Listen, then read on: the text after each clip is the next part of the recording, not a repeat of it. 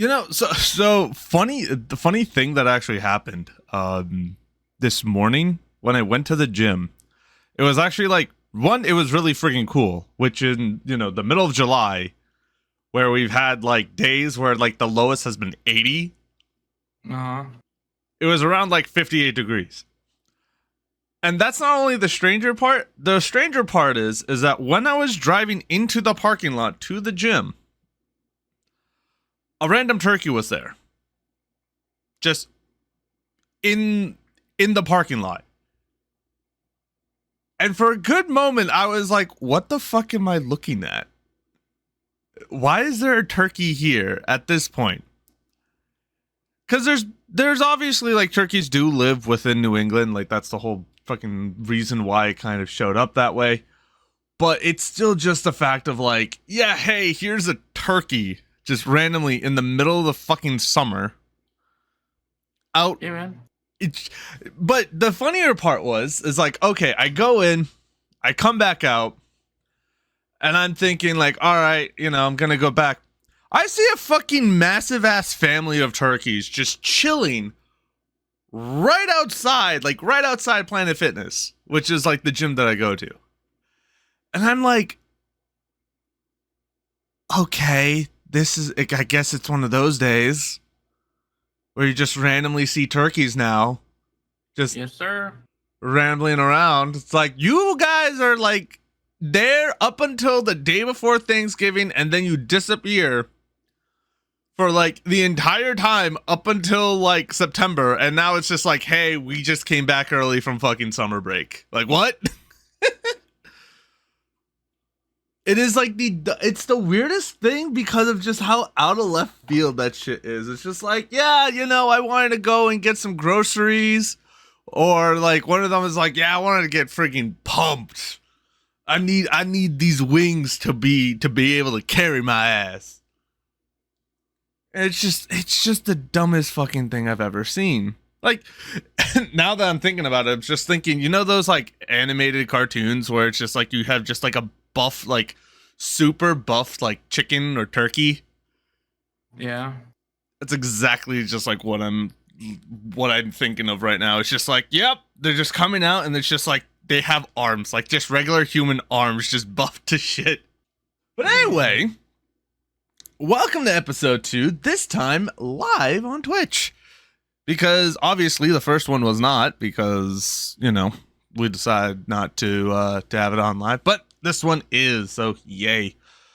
But anyway, there is a few things that we are going to talk about. First off, one of the main things that was just recently announced was obviously Final Fantasy 14. And I think that's something that we should actually start off with because, one, I have very little experience with Final Fantasy 14, but Sapphire is going to educate me on that because he is all over that stuff like white on rice. So when it came down to the whole like release and the announcements, what exactly happened? Because the only thing that I know from the overarching thing was the fact that they find that Square Enix was like, you know what? We're going to go and eventually make a partnership with Xbox and bring it onto their consoles in like 2024. That's the only thing that I know, and I'm not even sure if that's like legit. No, that's legit. Oh, that's sick. So they had Phil Spencer come on stage. Okay. Like he was there physically at FanFest. Yeah, I think you mentioned like it's just him there. It's like doesn't make sense. But then like I saw them like the whole like, oh, Square Enix is doing a partnership with Xbox and like for Game Pass, and I'm just like, okay, that kind of makes sense why he's there. But anyway, that's all I know. What is the actual like expansion going to be? Because I saw the trailer. It's what, Dawn Trail, right? Dawn Trail, yeah. Yeah, Dawn Trail. I have no idea who any of those people are because again, the last time that I really actually was invested was back in back in like the early 2000s with Final Fantasy 7, and then gonna be getting back into it with Final Fantasy 14. It's actually kind of funny since you're actually literally right about to meet all of those people in the story. Are you serious? That's hilarious. That's how like close. Yeah, you were literally like 1 or 2 quests away from meeting every single one of the Scions. Just like it's like, who are these people? It's like, oh, I saw you. Ow! I hit my arm. Oh, I hit my funny bone. Ah. Oh, See, well, the thing is, right? Everyone knew that we were going to be getting expansion because typically, like we're in 6.4. There's only 2 more patches left, which are 6.5 and 6.55. Maybe a few miscellaneous patches in between to like for bug fixes and stuff like that, right? Mm-hmm. But for the most part, the content patches are going to be 6.5 and 6.55. Now, based off of that, we assumed we were going to be getting expansion information in the fan fest, which everyone was right. We literally started it off with the CGI teaser trailer, which is really freaking cool. Like, highly recommend to check that out. That looks so sick. And it's not even like the full trailer because they do this all the time. Where every time they do a teaser for it, they'll release a teaser that's basically a slightly different or a mostly different cut of the CGI version, the actual CGI full trailer, and then later on, when we're closer to the actual expansion coming out, we get the full-on thing. So I imagine we probably won't get the full expansion trailer until at least October, and I'm not even sure about October because it really just depends on what happens in the actual story that's going on right now. Because right now the story is kind of self-contained in the patches, which normally it leads into the expansions, but right now they've been using the 6.x patch notes to tell its own kind of story. Okay, that's cool. So really, the only information we know about the expansion is that we're going to what is called the New World, and this is something that we've known about for a while. Like it's been something that we've seen in the Blue Mage quest. It's been something that's been referenced before, but it's basically it's just an area we just haven't been in. That a lot of people refer to as the New World because it's very much untapped. Mm-hmm. And like, according to the information we were given, someone from the New World came over to Eorzea, contacted us, and requested we help them deal with it. If I remember correctly, something about some kind of succession for like the ruler of Toral, which is what the New World is called, Toral. Okay. So it's essentially just going to be us going over there and helping out with the succession. It seems like there's some kind of threat to the succession or something. We're not 100% sure because again we don't have much information on it. This is very much seeming to be more of a low stakes thing, and to be honest, I'm kind of okay with that considering Endwalker was a world-ending threat kind of thing. I'm kind of okay with going to a lower threat thing after that. I mean, to be honest, looking at like the stuff within there, when I saw the trailer, first things that came to mind, it's like, it is either us being pirates, or 2, it's just going to be one of those like beach episodes. And like in the anime, another thing we know is we don't know what the actual jobs are that are coming in, but we know that they're both DPS. Okay. Now, Yoshi P likes to tease the jobs by like whatever shirt he wears at FanFest. Mm-hmm. And this time he wore a Teenage Mutant Ninja Turtles shirt. Now he told us to to go ahead and actually instead of just assuming it based off what the turtles are, to go more kind of like of a deeper meaning. So people are assuming that one of the jobs is going to be a Pictomancer job, because we know it's a caster job and a melee job. Okay. He did tell us that one physical melee and then one caster job. Okay. Which we actually see the melee class in the trailer. If you notice when he's fighting the monster and he gets on fire.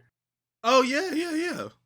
So what everyone's assuming is that he's a swashbuckler, and it's going to be basically like it when he stands back up in the full trailer, he's going to pull out a gun to use in close quarters combat as a swashbuckler. That is what a lot of people are assuming at the very least, like as a swashbuckler or a corsair. Yeah. Caster, again, people are assuming potentially Pictomancer, which could potentially be another limited job. I'm being real honest. I don't want another limited job, because that means that's another class that I cannot take into current content. Yeah, I can get that. But I mean, it's like one of those things where they need to find something that's a decent balance. But like, regardless, like I think it's great that there's going to be getting more stuff, and the fact that we're getting the announcement now for that, which is really cool. Not only that, also something that's going to be affecting me is that what is it that I get access to? So with the release of, I think it's either 6.5 or 6.55. I know, yeah, it's 6.5. So with the release of 6.5 in October, in early October, mind you, they are going to raise the free trial to include all of Stormblood. Stormblood, okay. To me, is very surprising, because that is another entire expansion. I think that's good, because I think when it comes down to it, I think that it's good. Don't get me wrong, because what it basically does, in my opinion, is it allows free-to-play players to try out what I consider to be one of the best 24-man raids in the game, the Orban Monastery. And this is what I think. I think this is what other live service content should do, is have it where, there's obviously like the free to play path, and then there's the paid expansion path, where it's like, yeah, you put down the money to get like access immediately, but in the meantime, like the free to play players have access to older content, like, in this case, everything from Raw Reborn all the way up until Stormblood, when that update goes through. Instead of just vaulting everything that is old, not pointing anything out, hint, hint, nudge, nudge. I think I'm making it really fucking obvious if it's not. 14 really just makes the case that Destiny fucked up big time. Oh, they 100% did. Here's the one thing when it comes down to that. I would be fine if the whole reason that they had to remove it is because they're doing like revamping on it, because like the bugs and all that would like make it really a big pain in the ass to build off of. And so it's like, oh yeah, we'll release it later on. Because like ultimately when it comes down to that whole situation, the New Light experience right now, it's not too bad. I'm air quoting right now, too bad. But it ain't good either. Because I would argue that the New Light experience is the worst it's ever been, honestly. You would say it's the worst? Because honestly, I think in the beginning when like New Light was brought in, it was just, hey, do these things, and then you're just tossed into the middle of it, like with literally no other guides. Yes, but now Guardian ranks didn't exist, and Guardian ranks now makes it so that in order for them to gain access to mods, they have to get to Guardian rank 6. That part I hate the most. And that part not I only hate that, most. But the game has a lot of has maybe a bit too many paywalls, to be honest. The Guardian Rings kind of fucked up a lot of. Okay. I think it's time for us to, like, as much as I want to continue on speaking with Final Fantasy 14, I think it's time for me to go on the fucking unhinged rant with Destiny 2 and its bullshit. So, obviously, we have, when it comes down to it, like, obviously, like, Aztecross has talked about it, Datto has talked about it, Sweats has talked about it, Glad has talked about it, Fallout likely has talked about it, I'm even gonna say maybe Gathalion even talked about it, and I don't even think he plays it that much anymore. But it's still the fact that, hell, even Asmongold has seen shit about this.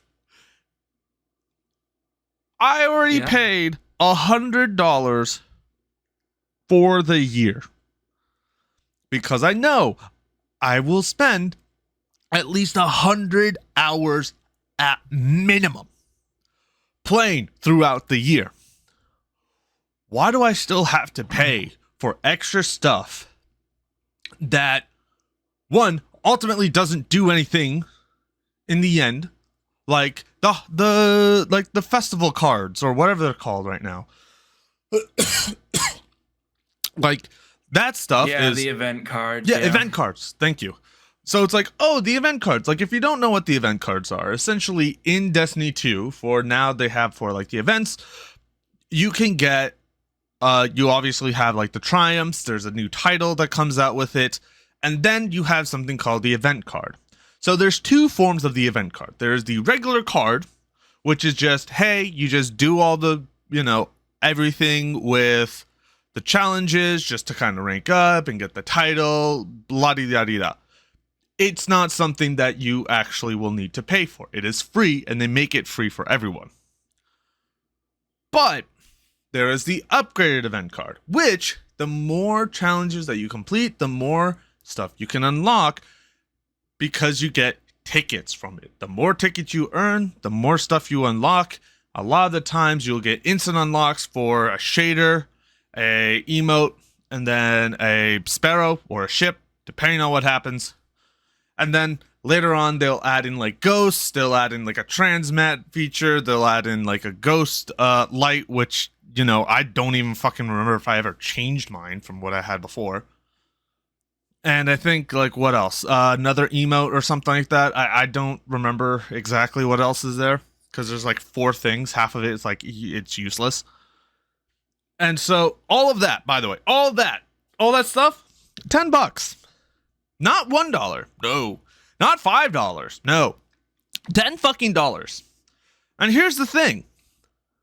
If you have always on time and you care for speed, guess what? Unless they fix, the sparrow of always on time to make it actually in line with everything else, they're likely not going to take that off if you care for speed. If you care for looks, like, screw speed, you want for looks. There's a lot of other ones that you get over time that are much better than, like, the stuff that you would get from the event card. It is not worth the $10. And then the shader. Half the time, the shaders are shit. And they get, like, sold later on as Bright Dust, like, in another festival or something. So it's literally the biggest waste of money. And this is also coming from somebody who was stupid enough to spend $40 fucking last year on it. Because I was curious. I was like, oh, maybe this is going to be kind of cool and all that. Did it all 4 times. Because again, I was stupid and thinking, oh yeah, maybe this is going to be great. Fucking not. Not even close. It was a waste. It was 100% just a fucking waste. And here's my thing when it comes down to that stuff. Not only that, right? But also, there comes with the battle pass, right? Because again, I don't have to worry about the battle pass because I already spend $100. But if you didn't buy the whole deluxe edition, you would need to get the coins for that. And do you know how much it is? It used to be $10. Now they dropped it up to $12. But reason why they brought it up to $12? Because they don't sell a $12 option. To give you an idea, they have for all the coins on Steam. 500 D2 silver for $4.99. You know, a penny per, essentially.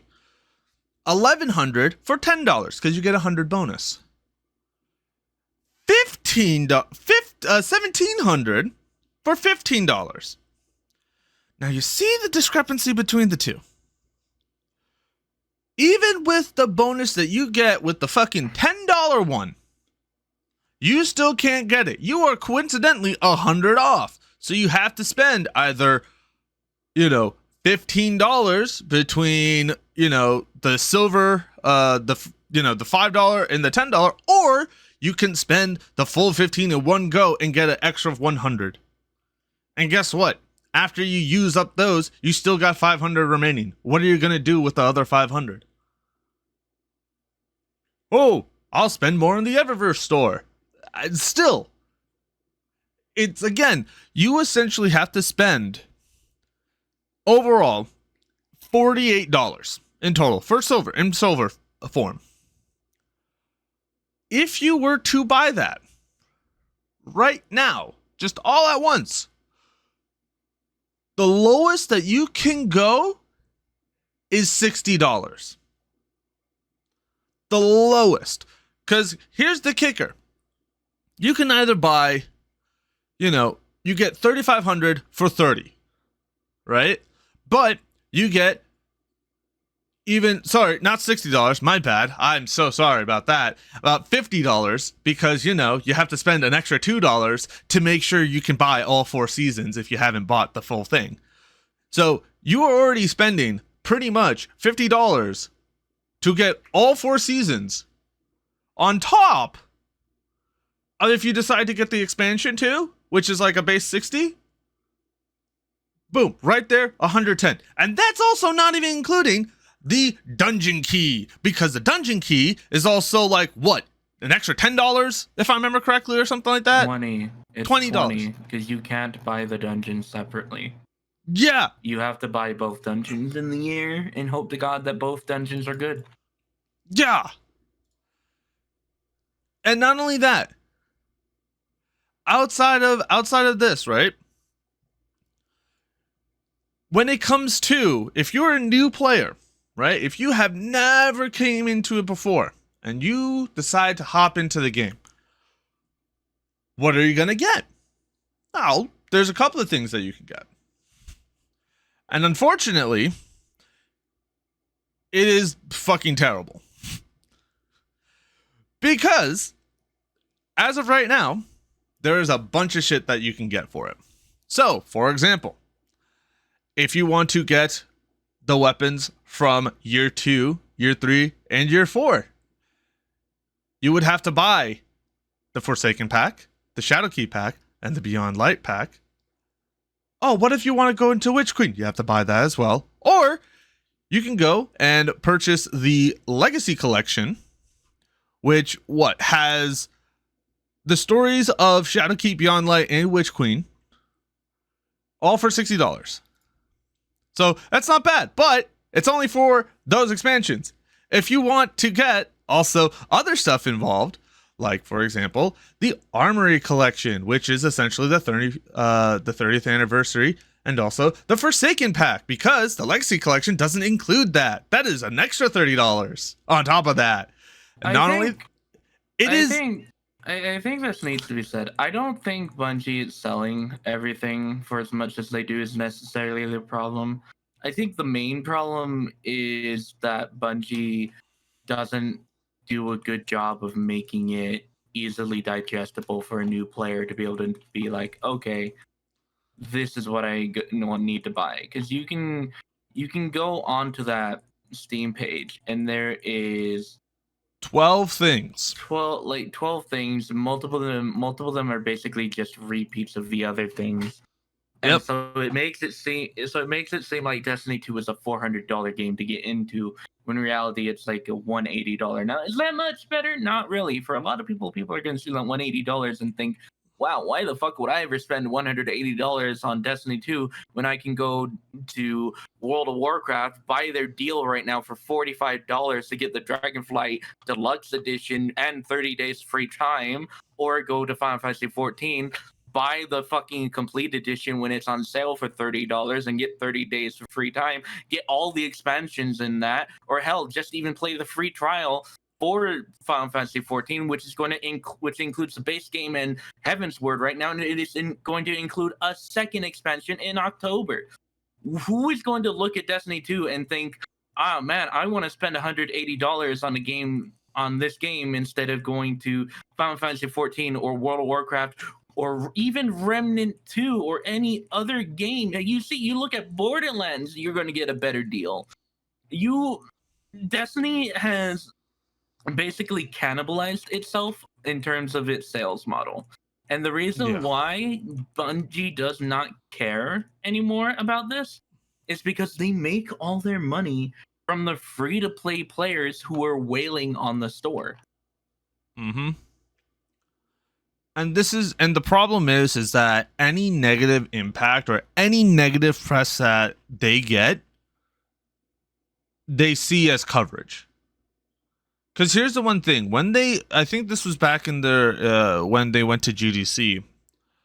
One of the directors actually brought this up, and they were talking about how, when it came to Forsaken,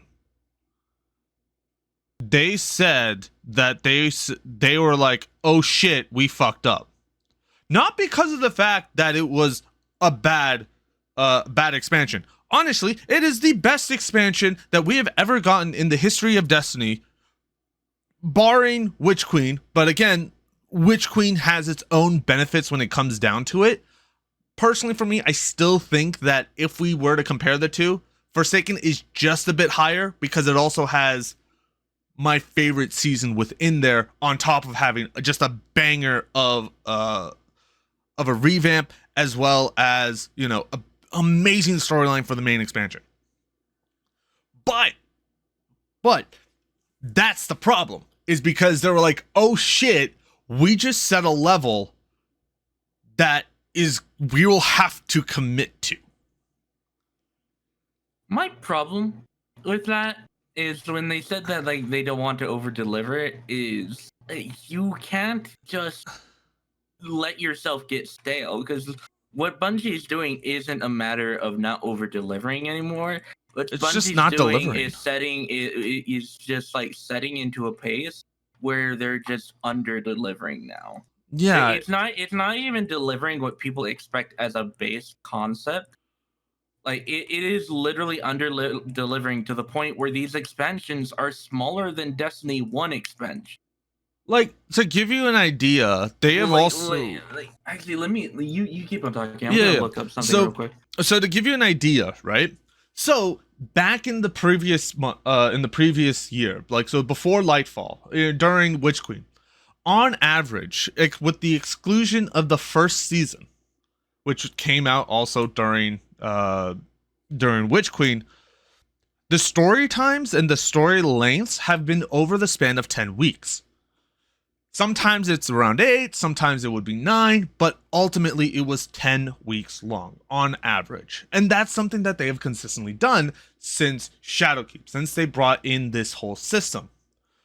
Now, right off the bat, we're getting a 6 weeks from the first one, from the first expansion season. And now, this current one that we're in right now, it's only 6 weeks long. So not only the fact that the expansions themselves, like the seasons themselves, feel like they're even reducing the amount of story that they have, but also it feels like a lot of it is just really not only underdeveloped, but also most seasons have been 6 weeks long for their story. Yeah, but they did start off with longer seasons though. When it came to that whole weekly stuff. Really? Not really. Undying was like 5 weeks. But that was also on the same And Dawn time. was like also 6. Was it? Yeah. I felt like it was longer. No. But I mean, it's still just the fact of it's only 6 weeks. It doesn't, because Which I don't think is a problem. I feel like this needs to be said because Final Fantasy 14 does this. You don't need to have something last a million years. Final Fantasy 14 comes out with a story each patch, lets you go through it, and is like, come back next patch. If you want to keep on playing, go ahead. We have all these kinds of grinds here for you. You don't want to, come back next patch. Why the fuck can't we do that in Destiny? I think why can't we just have all the story come out and then just be done for the fucking season? I don't know what is wrong with Destiny players that they think we need to be playing this game constantly. We don't. We just don't. If Final Fantasy 14 can be like, hey, we're gonna release all the story and here's all this side content you can do. Destiny 2 can fucking do it. Yeah, they can, but then here's the one thing that comes down to it. The way that they have it is they want to, because their primary focus has not been like, oh, we want to have positive look, we want to have active playtime. And that's something that has been very obvious when it comes to that. Because ultimately, active playtime is what people want to see and to show to investors. Like, hey, we have this many people actively playing on average over the span of a quarter or of a single season. And the thing is that they do this drip feeding shit to make sure that that's a possibility when it comes down to it. Because here's the one thing that I can tell you right now. I would not be surprised if Season of the Deep is part of one of the lowest points in Destiny 2's active playtime that's been recorded with Steam. Main reason is because they removed the leveling, which, first off, personally, I think is great. I think it's amazing because, one, it helps other players who don't play that often to be able to catch up fairly easily, because it's not like, hey, we have to do an additional 10 on top of the still getting to the hard cap for Lightfall and then an additional 10, which we used to do. And this time we're all there. And if you're already at the cap, hey, guess what? You can try the endgame content like as soon as it launches. And also, they were able to make the adjustments of, oh, you still want a difficulty? Yeah, we'll scale these down. We'll make it so you're always going to be 10 levels under this or 15 levels under that. And I think that's great. That's like the one positive thing that I would say about this.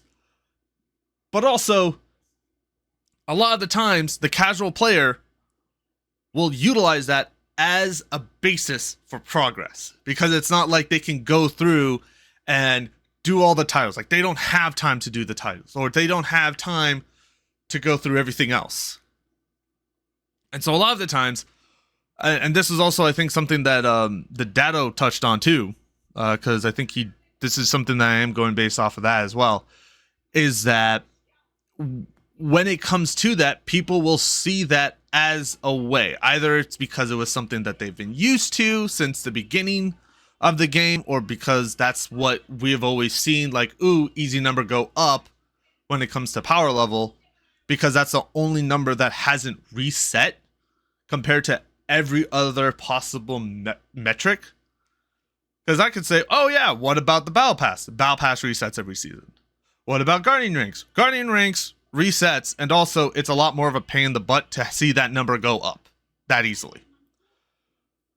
And so I think when it comes to that, it's just the fact of, since a lot of people aren't going to really see that massive of a change, unless they change the reason why they're playing, like, oh, I get to try all this new stuff, or I get to do build crafting, and like I have the time to do all that.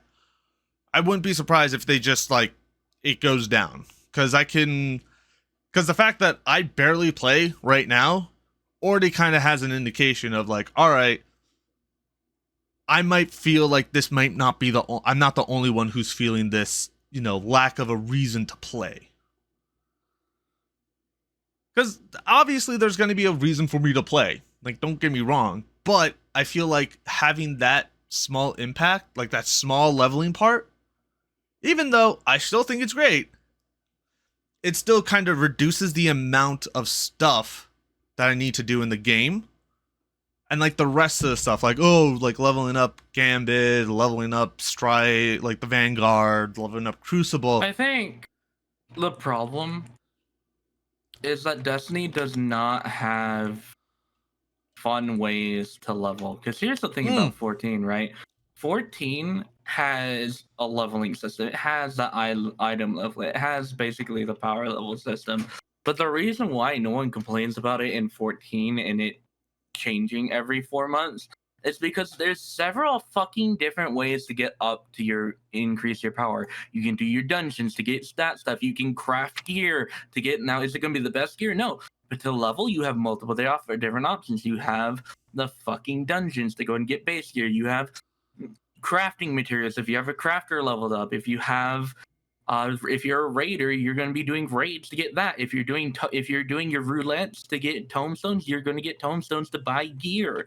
You have different options to go through, and so many different activities that you can do while going through that grind that you just don't really think about it a lot of the time. In Destiny, it's like, oh, let me do the exact same activity in this exact same season 12 seasons in a row. Yeah, that's and the only time it ever gets updated is with an expansion, and even then the content that we get in the expansions from that are just not good enough to warrant it being there. Yeah, I mean that is definitely something that I'll say is valid when it comes to that, because when you think about it, let's be honest, right? The new dungeon came out, Ghost of the Deep. I fucking didn't want to play that. Like, can you imagine having to use that for pinnacle drops? I would not want to fucking use that for pinnacle drops. I wouldn't either. It's not.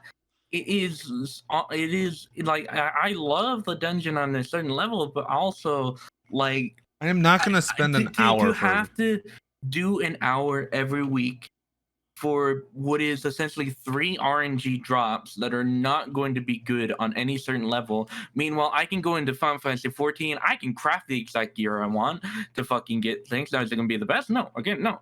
But I can also go for relic gear farming, so I can get a fucking good weapon from that.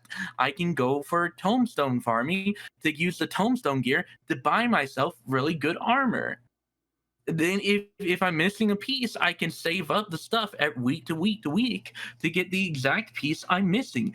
Destiny has no way of drop protection, and that's the problem. Like it has no drop protection. It has no fun way to level. It has no fun way to grind. The game is killing itself because it just doesn't want to adapt and evolve its gameplay and its leveling system. You could keep the power leveling system every season if you just made it fun.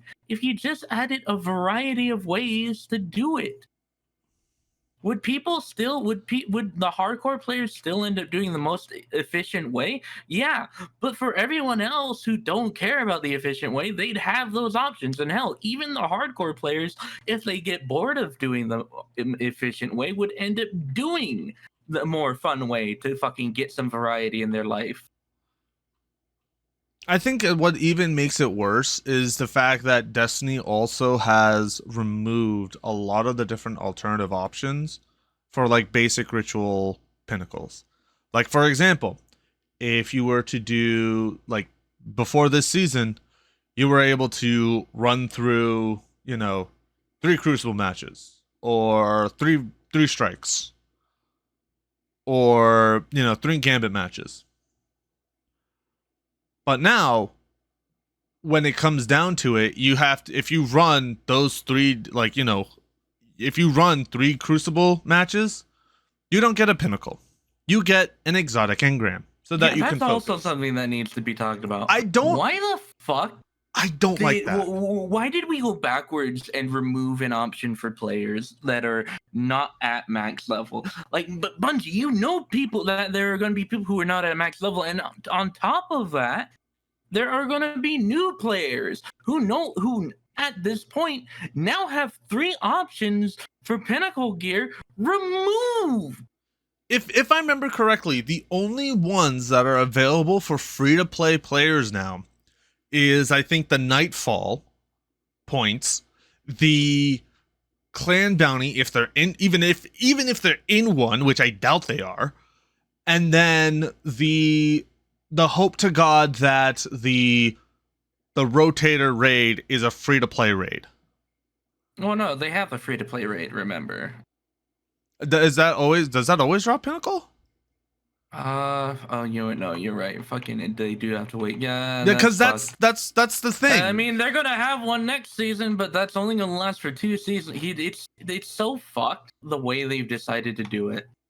Yeah, my thing is that this is what they should have done, and this is something that may sound super fucking crazy because it's totally not something that they've done before.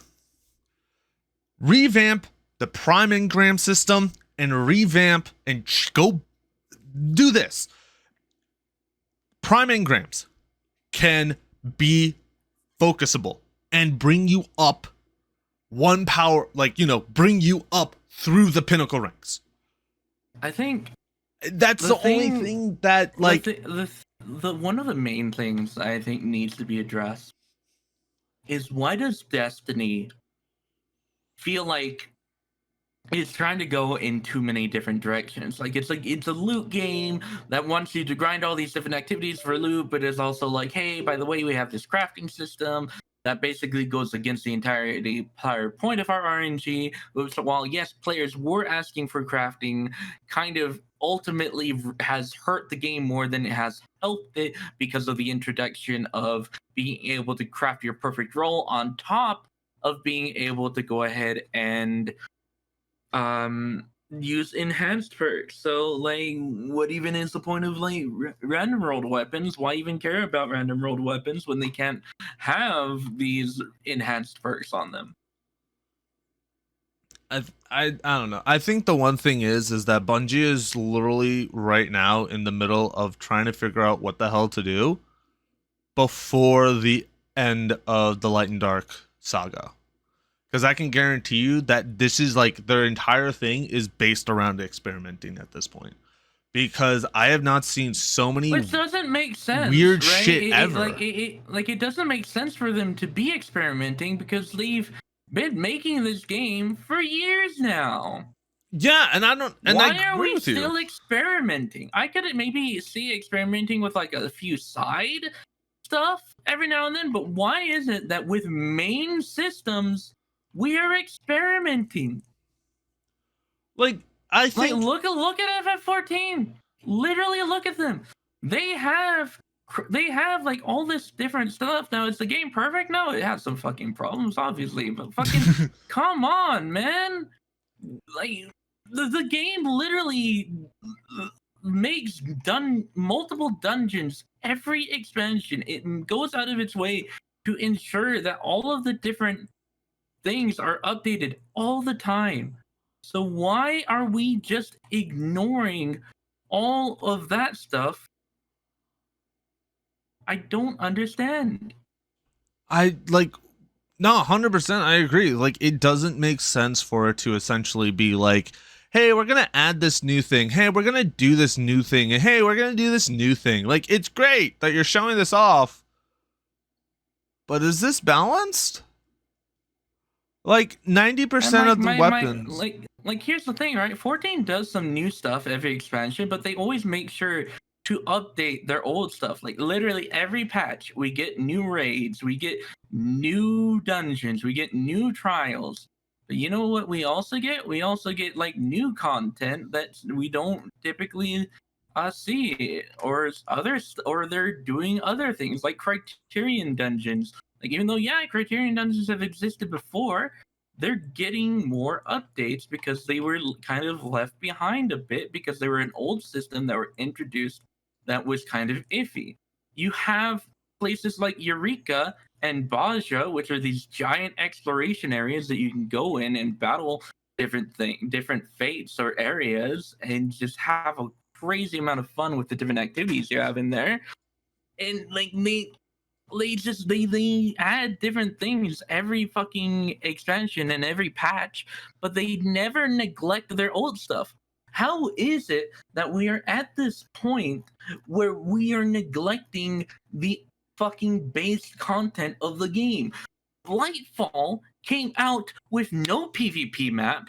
It came out with one dungeon, with one strike, with a raid that was subpar, and with You are and giving with- it way too much credit. I'm sorry. I have to stop you. You gave Root of Nightmares way too much credit when you called it subpar. It is garbage. I hard disagree with that. I don't think it's garbage. I just think it's subpar because it's just fucking confusing as fuck as to how it turned out. But I don't think it's a bad raid overall.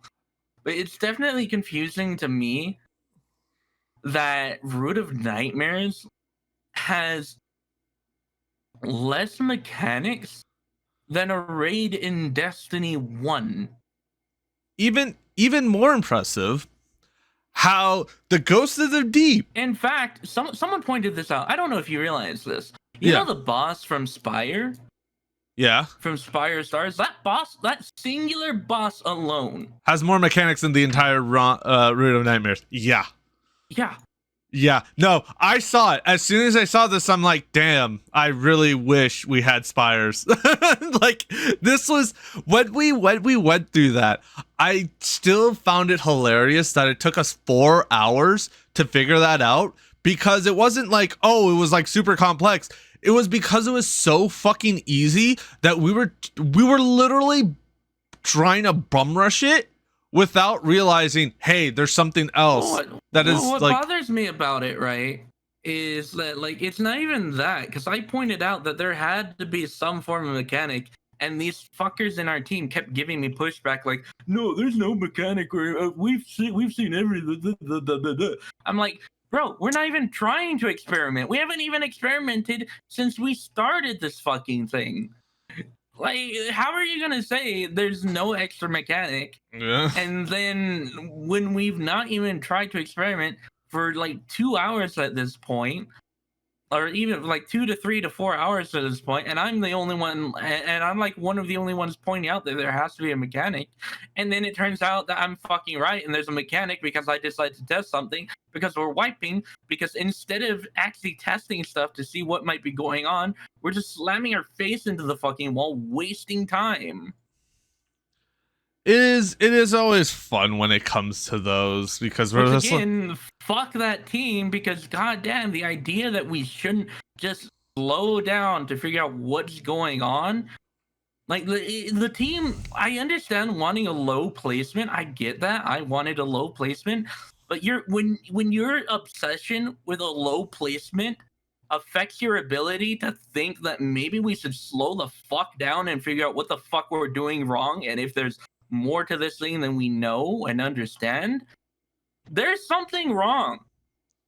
Yeah, it's like, as like that, it just sucks on that one. But I think the one thing is like, moving away from that, I feel like when people said that Valid Disciple was quote unquote too hard,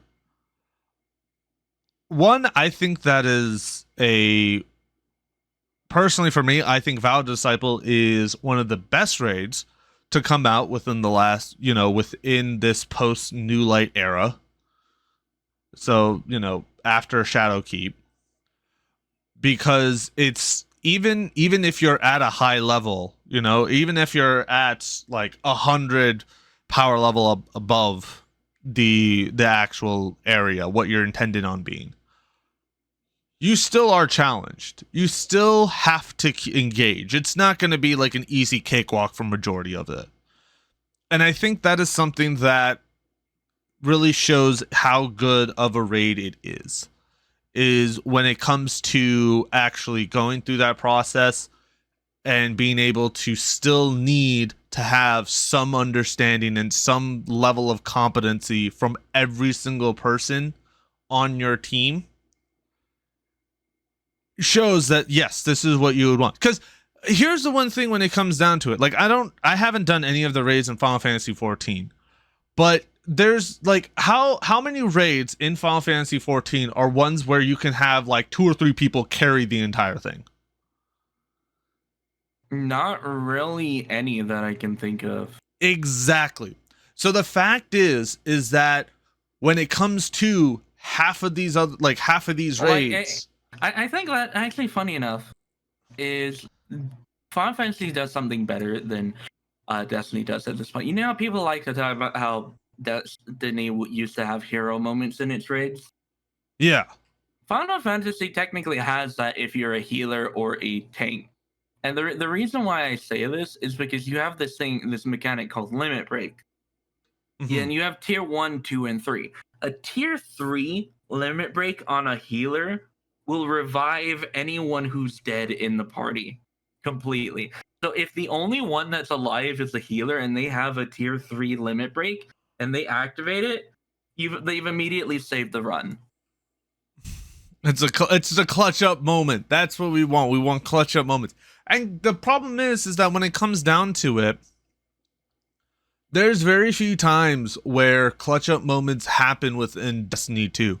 Like there's points where it's like, oh, it could be a lost run, but I'm able to clutch up just because of the fact that I have so much experience within there. But the problem is that a lot of the times it's not a clutch up moment because, oh, it's because I was able to get into it. It's because everyone else like either dozed off, got lazy, or like fucked up in some way or form, and we had to do that. Like I had to essentially go into friggin' like, okay, I gotta fucking save this thing so we don't wipe. It wasn't like I just rezzed everybody because I was able to pull that off. Like it felt like I saved it. It feels like I'm fucking repairing this. And that's the problem when it comes to those type of situations, is because as much as we would want to say that there are potential hero moments in Destiny 2, it doesn't feel like it. Because the problem is that when it comes to those type of situations, the only time a hero moment can actually really be appreciated is if it's like during like a day 1 or if it's during a master run. And even then, half the time, it's still just based around the same thing where it's like, okay, we fucked up on one part and we just had to recover from that. It's not, oh, this is super, super difficult, but I was able to like get it just at the nick of time because of like something that came out of left field. Yeah. And I hate that because it's just like, I missed those points of that where it was like, hey, you clutched up, you got it, The last time that happened was back in what? I think it was maybe Garna Salvation doing the day 1 for that. Because that was nuts just because of like how much stuff, how complicated it was and how we were able to essentially get it within like with the margin of error that we had, and it felt satisfying because it's like, hey, it's difficult but we got over it. It wasn't like when it came to Root, I was just like, this is just the dumbest fucking thing that we've done. And when it came to Ghosts, like Ghost of the Deep, same thing. It's just like, this is just ridiculous when it comes down to this. This wasn't complicated at all. Like, it had more engaging mechanics, which I loved a lot. But then outside of that, it's just like, hey, here you go. Have fun. Boss damage. Cool story. It's a sponge that moves. And that's it. Not only is it a sponge, it's a boss that has more health than a raid boss. Why does a dungeon have more health than a raid boss? My main question of the story is, why does it have that when there's an intention of that being soloable? That's the one thing that I'm confused about. Because it's like this guy, the fucking the lucent wizard that you have to fight at the end, takes so much more damage than when one person can, like, then Nezarec, if I remember correctly. Yeah, more damage than Nezarec. A fucking raid boss. A raid boss, by the way, mind you. Something where it takes essentially everything you got. All the ammo needs to be expended. All of your bullets need to be, everything needs to be used. Can be killed by a single person. Meanwhile, in Ghost of the Deep, where there's a triumph that legitimately says that you have to do this entire thing solo without leaving the instance, that boss has, what, isn't it like twice the amount of health? I don't know. It's somewhere above, but it's the point is it has more health, and it's like, why? Like, Why does a raid boss have less health than a dungeon boss? I don't get it. Why are we conflating health numbers like this? Like, it never made sense to me on that, because it's like I'm not gonna say that, oh, the dungeon was. And on top of this, why are we adding kinetic shields to things that are basically making it required to run Arbalest in order to get good damage phases in? I fucking hate that. I hated that so fucking much when it came to those bosses. That was like the one fucking thing that irked me the most when you brought that up. It's like, yeah, you need Arbalest. I'm like, didn't we have this issue back with the fucking GMs? Where it's like, hey, you need to have somebody running Arbalest, or it's like half the shit is just fucking done. Like, it's just like, why do I have to fucking essentially toss down like 100,000 damage into essentially the trash? I do genuinely have to wonder if any of the developers play their own game, because the weird thing is, right, like you cannot convince me that the people at Bungie play this game, because there's no way they play it and think all these systems are good. There's a reason why I've stopped playing it, and it's like why I don't play Destiny 2 a lot anymore.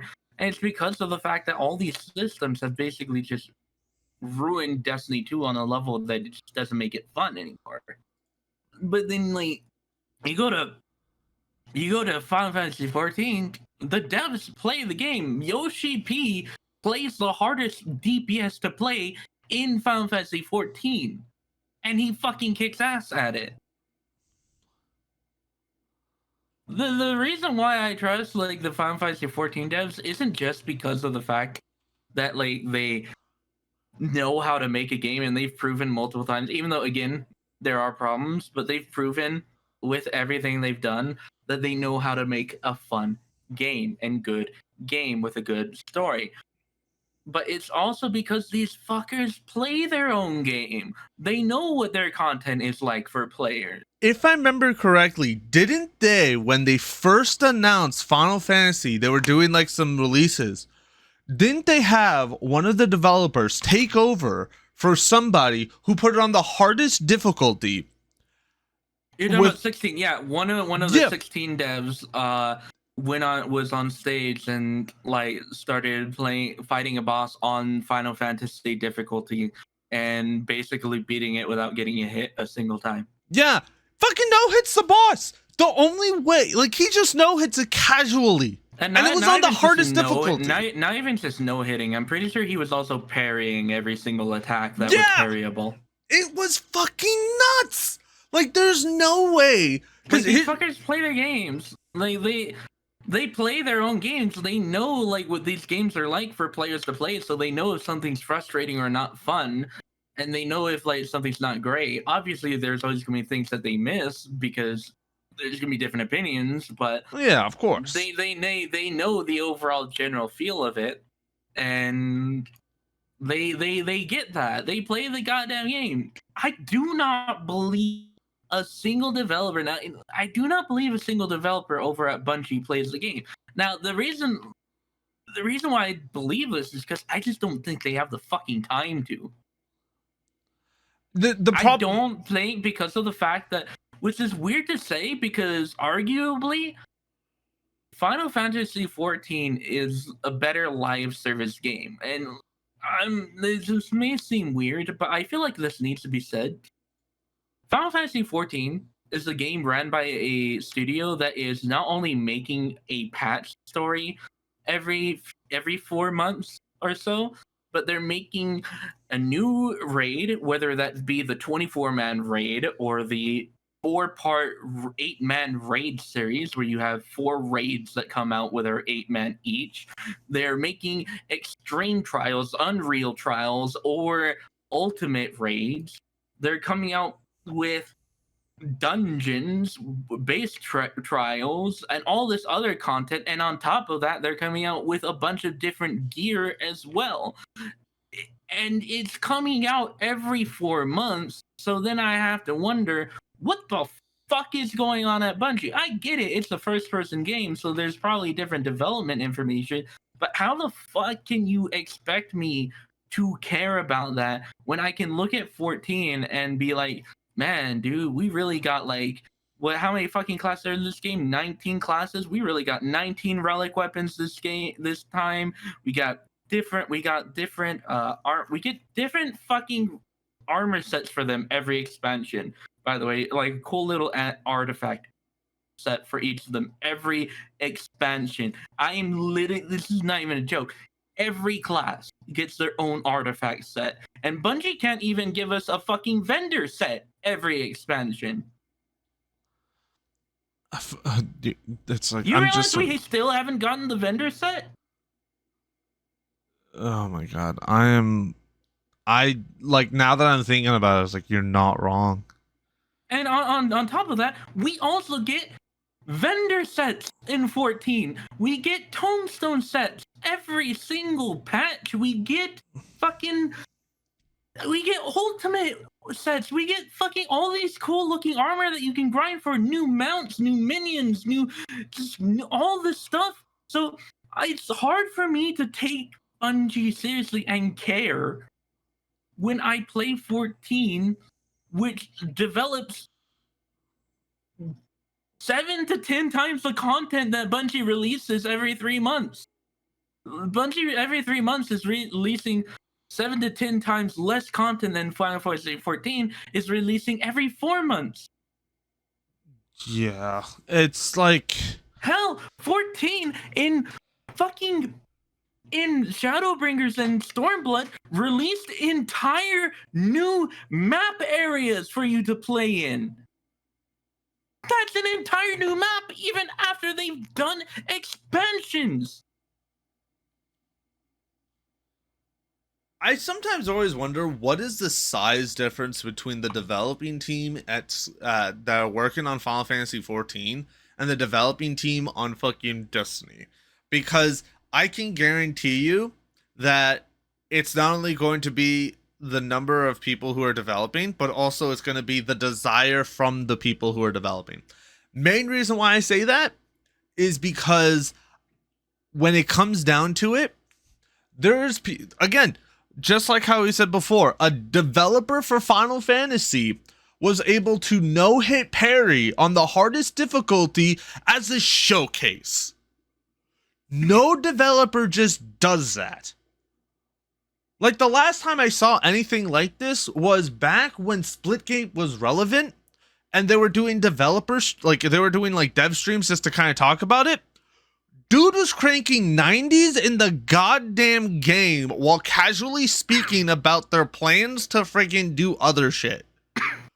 And this was like the developer themselves playing, and like everyone's like, oh, they know what the hell they're doing. Like, it's nuts. And then meanwhile, like, I can guarantee you, like, the people who actually play it are the community managers, and because how people are just so fucking dumb and doing just the dumbest shit, will go and friggin' harass and threaten the community managers, the ones who literally will provide us with an understanding of what's happening, giving us somewhat of a preview, and shuts that down. I have an interesting thing that I want to say about this, because like it's shitty how the community managers have been treated, but it confuses me that Bungie would say something as weird as, we don't want to use the community manager account on the Reddit because it will direct attention towards the community managers. What is the point of the community manager account at that point? I don't think community managers should have to like mute, like go private or anything like that. But what is the point of that account existing if it's never going to get used? And also, the same thing goes for the Destiny 2 team Twitter account. What is the point of this Twitter account if it is almost never used? It's only used for marketing, and that is it. It is only used for that, and it's like, oh yeah, we have support tickets in place. Like, great. Like, to give you an idea, you know, let's I get it. Like, the harassment sucks and it's fucking awful the way some people fucking act. But it confuses me because then, like, what even is the point of these accounts then if they're never, ever, ever going to see any use?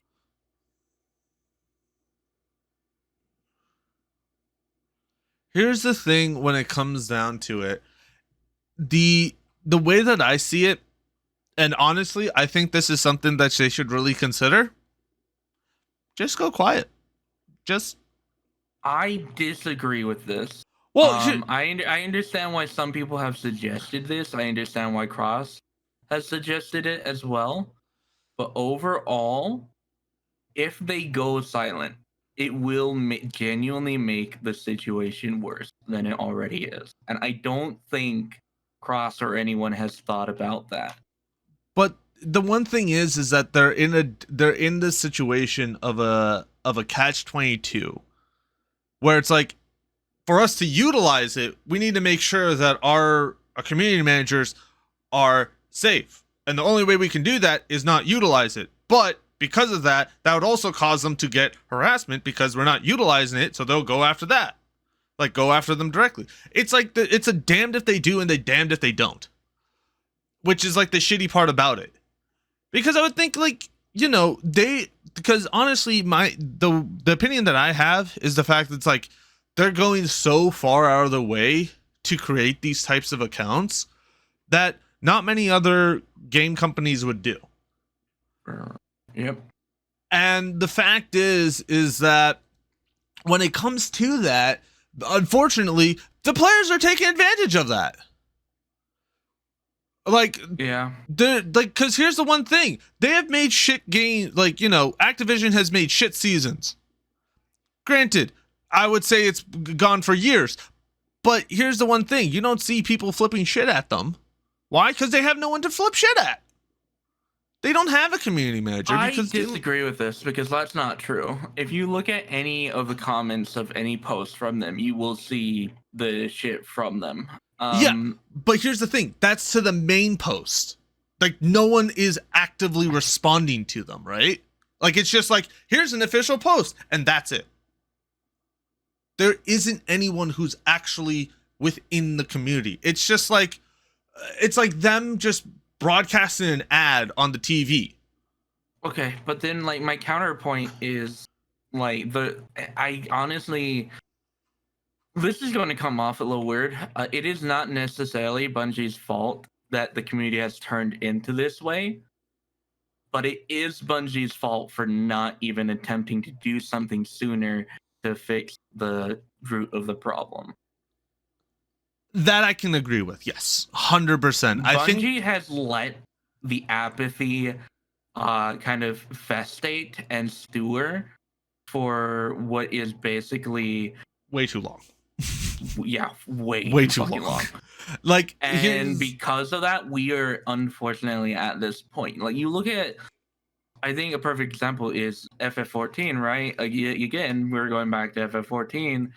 You think, like, obviously the community has bad eggs, but the reason why no one really thinks about those bad eggs is because the fucking company manages to not only stay on top of quality control for the actual game, but on top of dealing with those shitheads in the community. Like, the game is very strict on like what it goes ahead and does, and this is another thing Bungie needs to fix. Why is it that there are people who are very clearly hackers and cheaters that have not been banned, and yet we're banning speedrunners instead? oh, not only that, but you have people who become hackers. Because there was a time where I think I'm trying to remember, was it with Azzacross or was it with Fallout? It was with one of the PvP guys within D2. They interviewed a hacker. And he literally just said, "Yeah, I started hacking because my main account was banned for no friggin' reason, under the basis of hacking."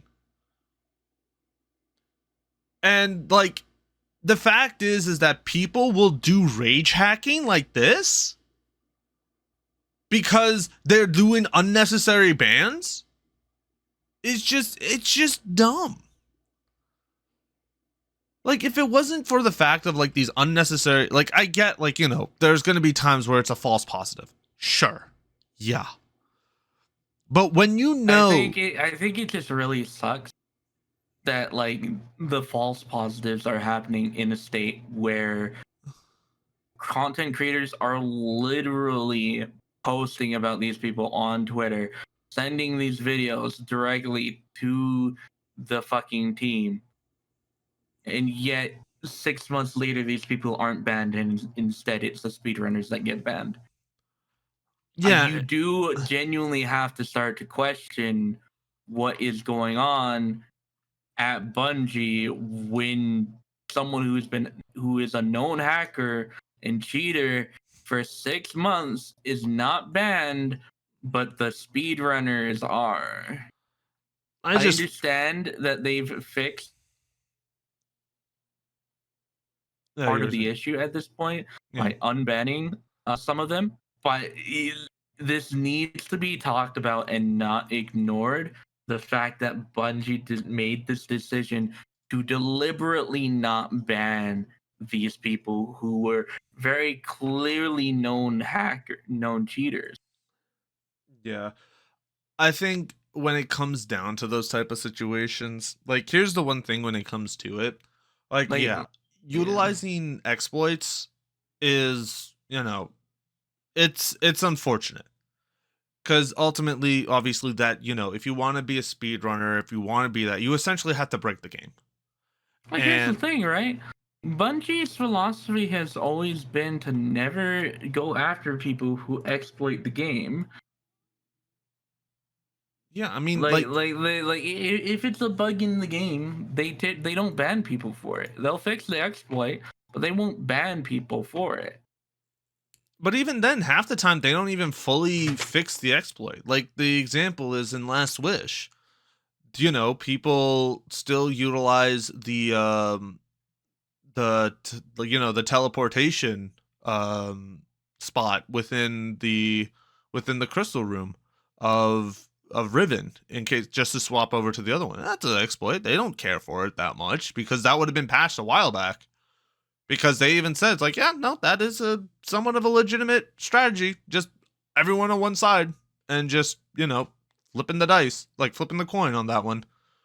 Another one is that they did fix, but also they didn't really fix, is the Callie glitch, where you can just have, if you have Anarchy and she spawns right in front of you, you can have her stop. Instead of guaranteeing that it goes to the one plate that it's being stood on, Isn't that still broken technically? Yeah, it it's is. still a thing.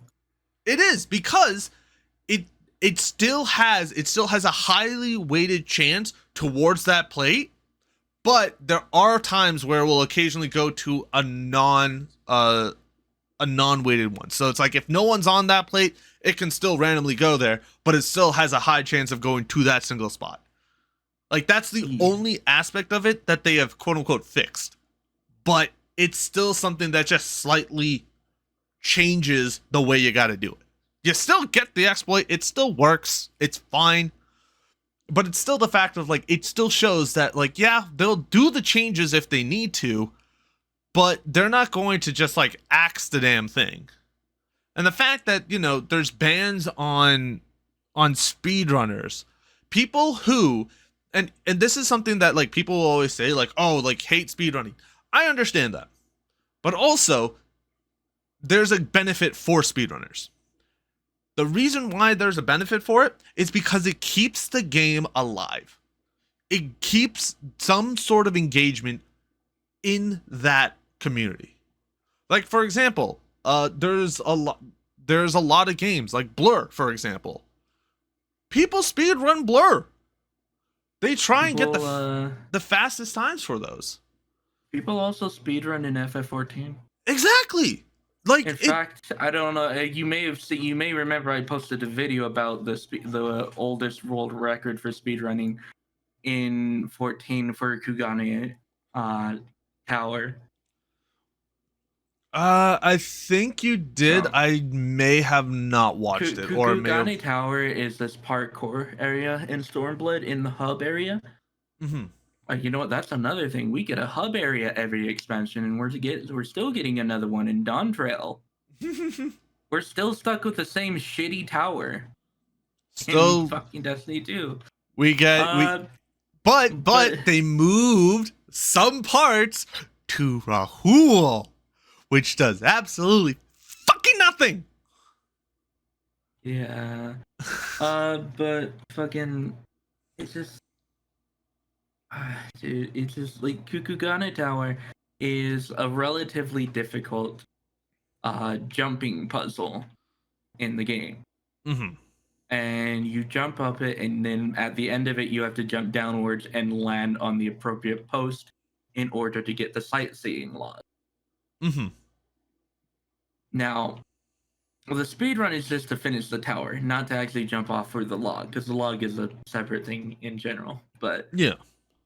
The speed run, it was like under a minute. It was like 43 seconds or something like that. And Pint found out, like, this streamer for Final Fantasy 14 saw that there was a world record after, like, basically just fucking about with Kugane Tower a lot. Mm-hmm. And found the speedrun and decided to try and test his own, like, will again. Now, he eventually broke the speedrun, and then the old person who had the speedrun had the world record, came out of retirement and beat him a day later. He's like, there's a disturbance on the force. Hold the fuck up. I gotta get this shit rectified. Yeah. But it's stuff like that where, like, it's like, you know, it's not even in the official speedrun.com category. But people do speedrun it regardless because it's fucking fun and ridiculous to do. And now because of it, there are more people speedrunning it because Pint brought attention to it. So, like, speedrunners, like, they're a huge part of the community. They create, like, they do things, they make things crazy, and honestly, it's because of speedrunners that you find out about certain strats that you may not have even thought about beforehand. Like, one thing, like this, it's funny that you mentioned that. One of the strats actually was when I was speedrunning the, what's it called, Scourge of the Past, when it was still there before it got vaulted. So this was kind of a ping exploit because obviously Bungie being a wonderful game and totally not having dedicated servers makes everything peer-to-peer. So in the part, there is a point where you have to use tanks to destroy a structure. Now, there's a couple of things that you can do. Obviously, you can go through the mechanic, or what you can do essentially is overcharging the tank. And so what that does is that essentially it's a mechanic that you'll have somebody to kind of hop in and out, keep firing consistently. And what that does is that charges the tank up essentially. And then someone else, someone possibly further away from the host, preferably, so someone from an EU server or from an Asia server, or hell, even from across the country, will hop into that tank that was charged, fire, and then obliterate the health. Because it stored up so much damage within that time frame that because of the connection, it doesn't know where that damage is supposed to go. And when that person who is like has a higher ping to the host fires it, it's like, okay, this is where it goes, and it just obliterates the tank. Like it obliterates the structure, because it's essentially saying that every single shot that had fired equals to the amount of damage that was stored up for each shot. So it exemplifies the whole thing. And then obviously there was also the fact of net limiting, which obviously was something that is now bannable, because obviously you are using third-party tools on that. But it worked kind of the same way when it came down to it. If you because of the peer-to-peer system, you can essentially create it where you fake the system thinking that you lost a buff when you didn't lose the buff, and just keep depositing into the system. That's something that's happened also in Scourge, that was also then later used within the Garden of Salvation speedruns before it was a bannable offense. But it's not only that, it's also the fact of eager edge swords and what was the fucking sword? I forget. Worldline skates.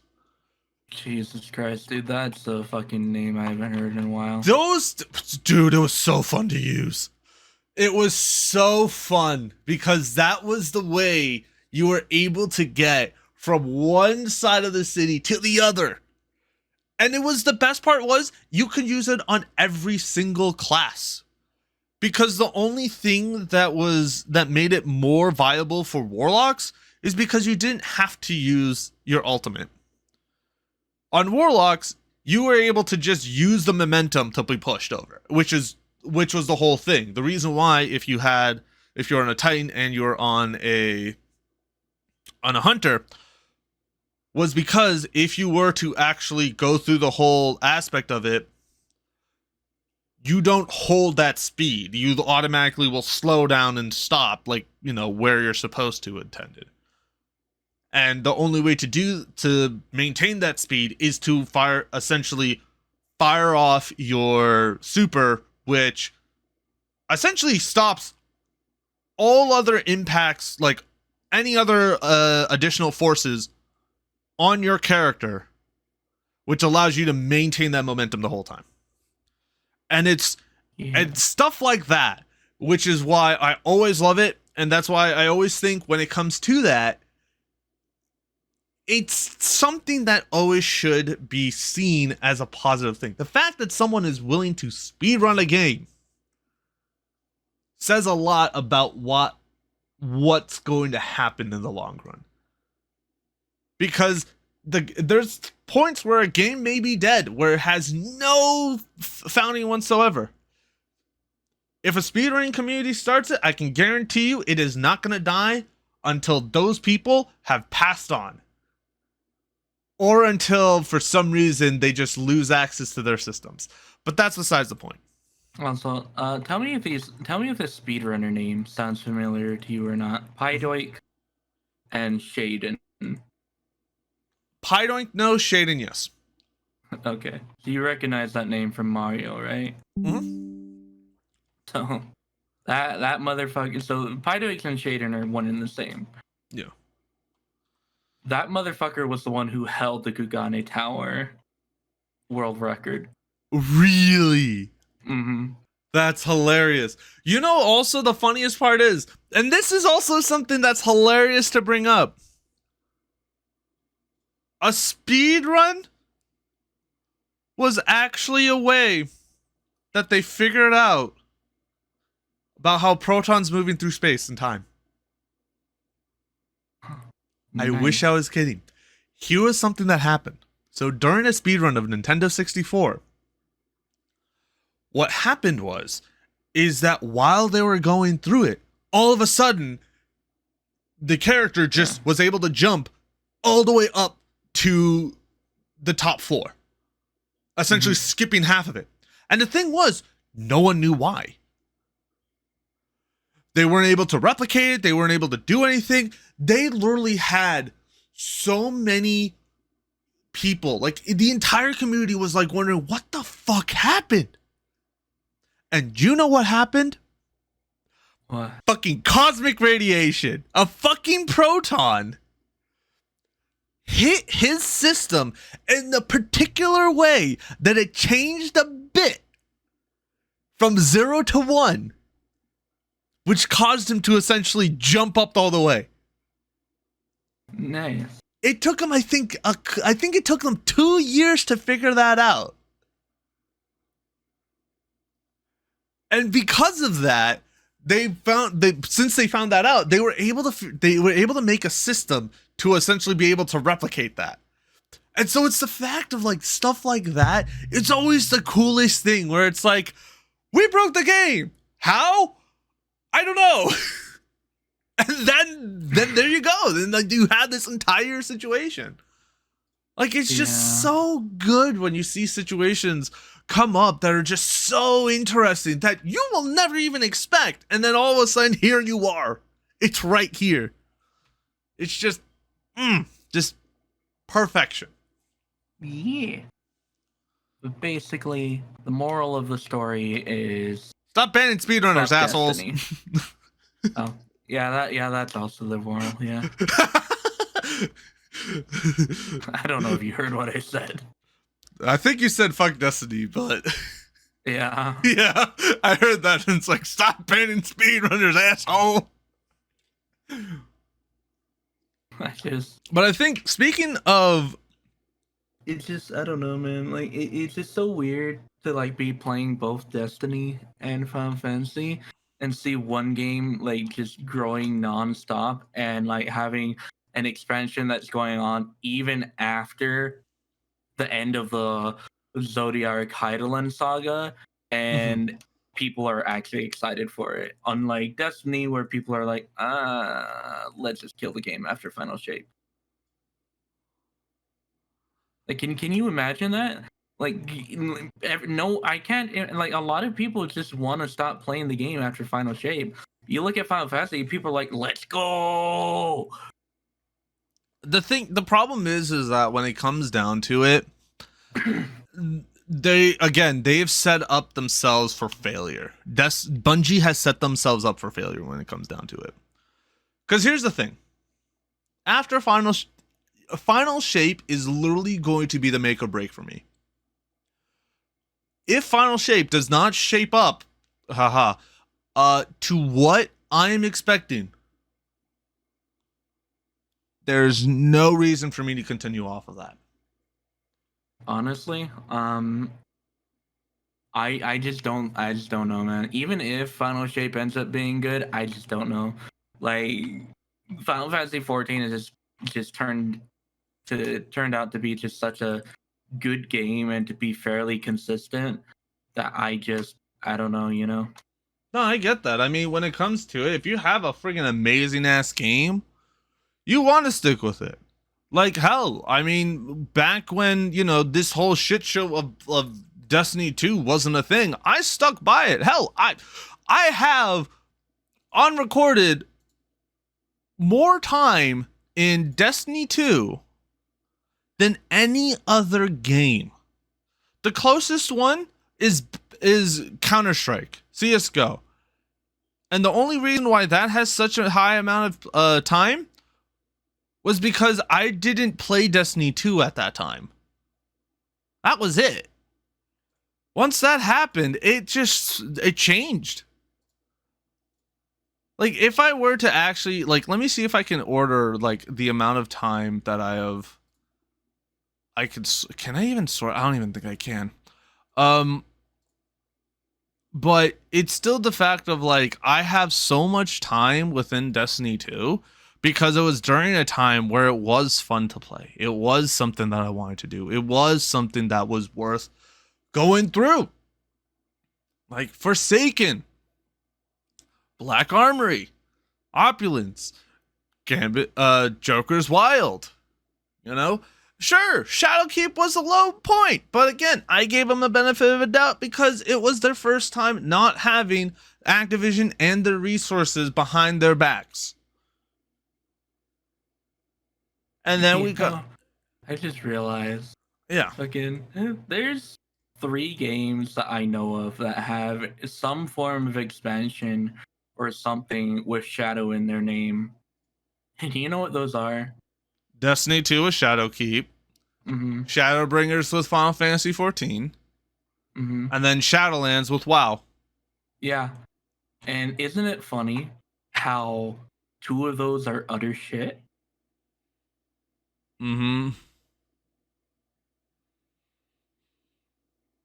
That's just amusing to me. Like I just don't understand, man. Especially not WoW, because WoW should have learned by now what the fuck to do. No, WoW is. There's a reason why Asmund essentially like left WoW. Yeah. He essentially like passive aggressively just said fuck WoW and just stuck to Final Fantasy 14, if I remember correctly, before he became a React streamer. He's always done Reacts though. Yeah, but it's like primarily now he's known for his reactions. Yeah. He used to be the WoW streamer, or the MMO streamer who does reactions on the side. Now it's just like all reactions. I imagine it's probably hard to play WoW when they're just doing a million systems every expansion. Yep. But I just don't know enough about WoW to really comment on that. I mean, I've been out of the game for a while, so I can't really say anything. Yeah. That's the one thing when it comes down to it. I don't know, man. It just like fucking I don't want to be like frustrated with these games anymore, which is why I just stopped playing certain games at some points.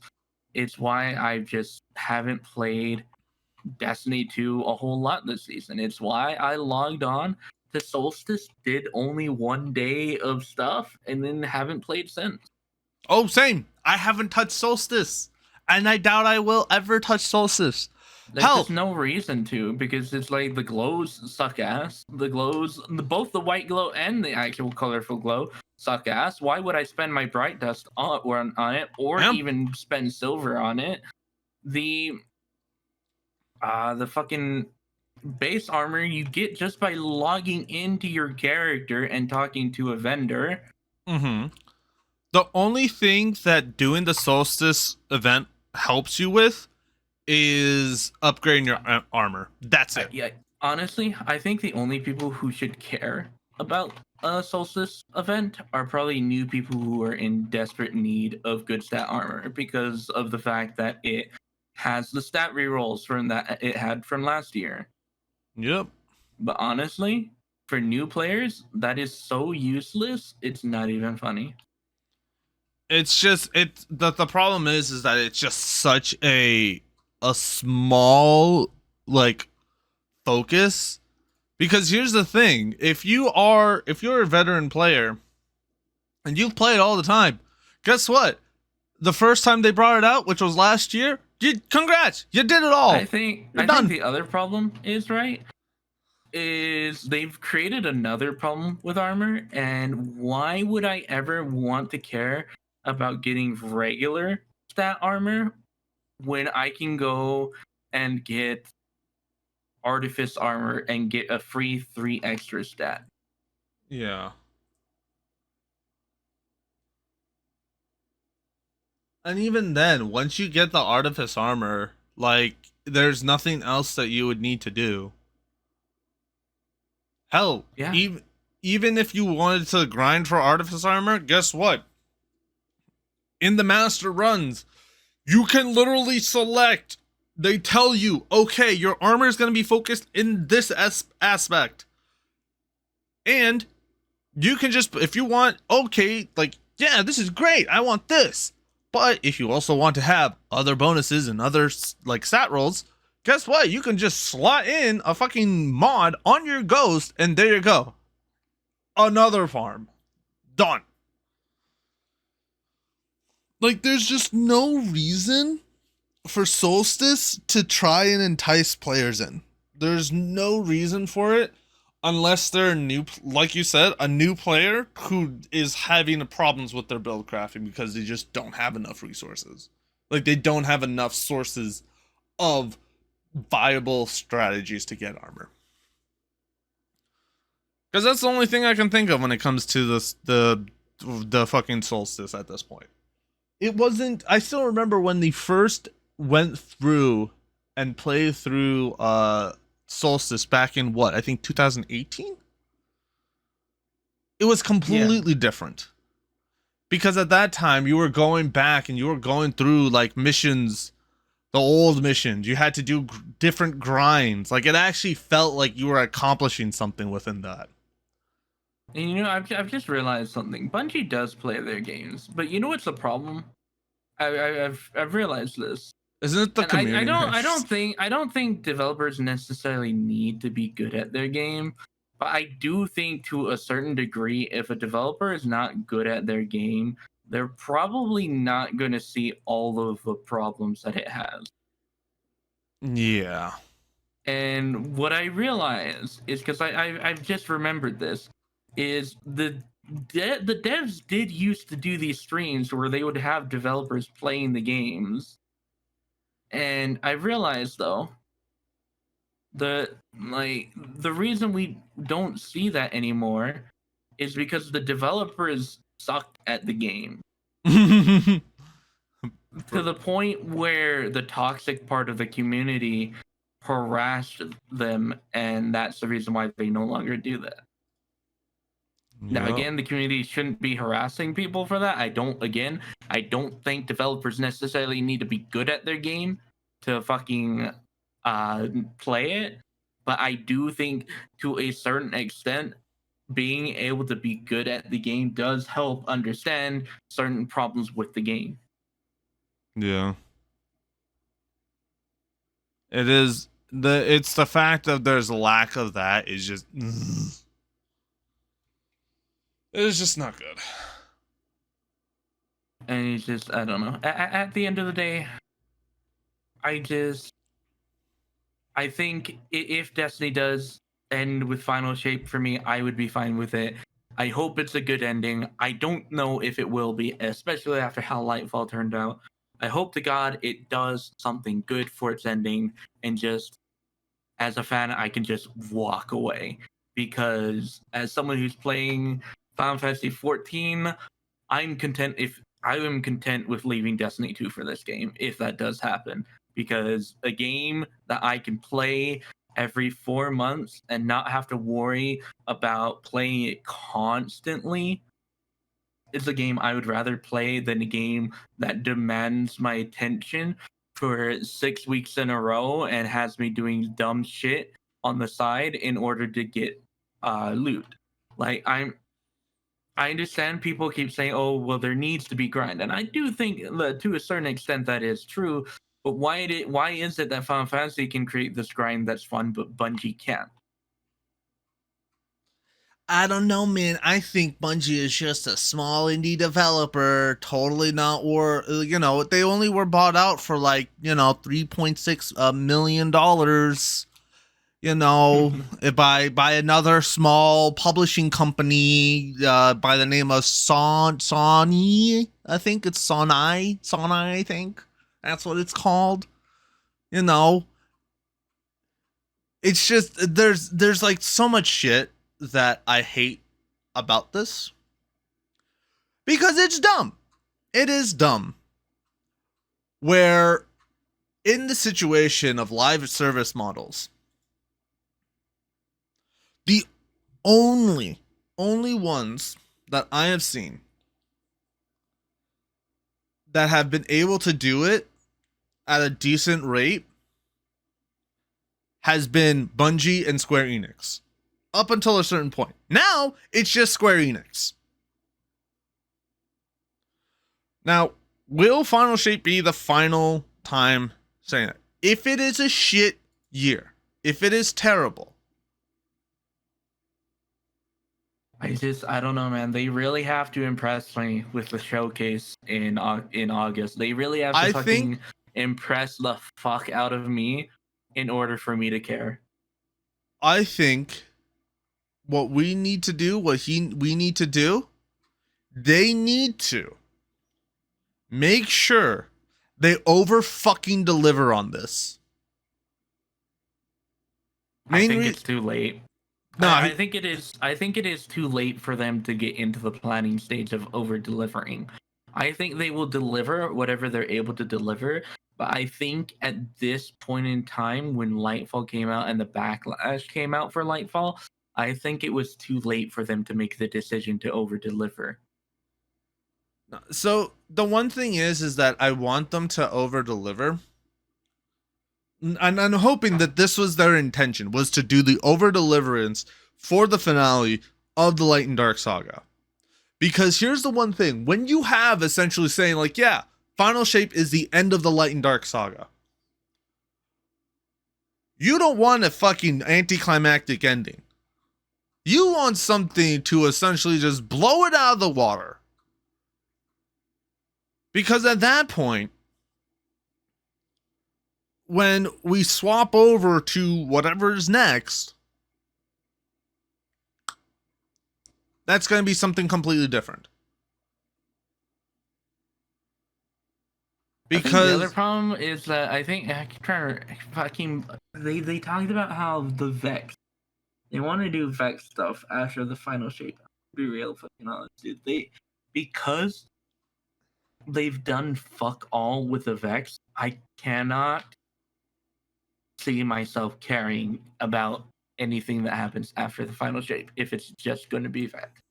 I think here's the problem with it, is that the problem is that they really, you're right, they haven't done anything with Vex since what, year 3? Year 3 was the only time that Vex actually were somewhat relevant. And the only time that was relevant was for and like. You realize that every time after that, they've only ever basically shown up as a side thing. Like they were part of were they part of Beyond Light? Yeah, they were part of Beyond Light. They were part of Beyond Light, but and they were nothing part, they were part of Nightfall just too. As a side thing. And then Lightfall too. And it's like, well. And here's the problem. Here's the major problem of this. Lore-wise, the things that we're seeing that we call the Vex aren't even like. They're not even the warriors. They're not even the ones that we need to fight. Engineers and workers and stuff. Yeah, they're the engineers, the workers, and then the shitty security guards that they hired as a rent-a-cop. Like, that's it. And that's why. And the thing is that the Vex is always one of my favorite classes because of the fact that it's essentially half the time that we get bodied by them, it's by scientists. That's essentially it. We get bodied by scientists. It's not even the people who literally wield the weapon, their actual weapons of war. Which bothers me because it's like, why are we not fighting the actual warriors of the... That's why I'm like hoping that something happens where we have to go up against the Vex. Because here's the thing. We're still, like, I can guarantee you the whole thing for Final Shape is to deal with the fucking witness. And that's it. Because at this point, Xivu Wrath will likely arrive. Hopefully is going to be the main antagonist for Final Shape. And then we have like actually decent fucking seasons, which, you know, again, I doubt. Like, I'm putting way too much copium on this shit. Like, I am injecting that shit straight into my veins. But like, we get really good season, and then like the final season, it will be like this massive fucking event where it's like, all right, we're actually going to be finally taking down the witness. The witness is done. The witness is completely taken down. and we're complete. And then, all of a sudden, the Vex show up.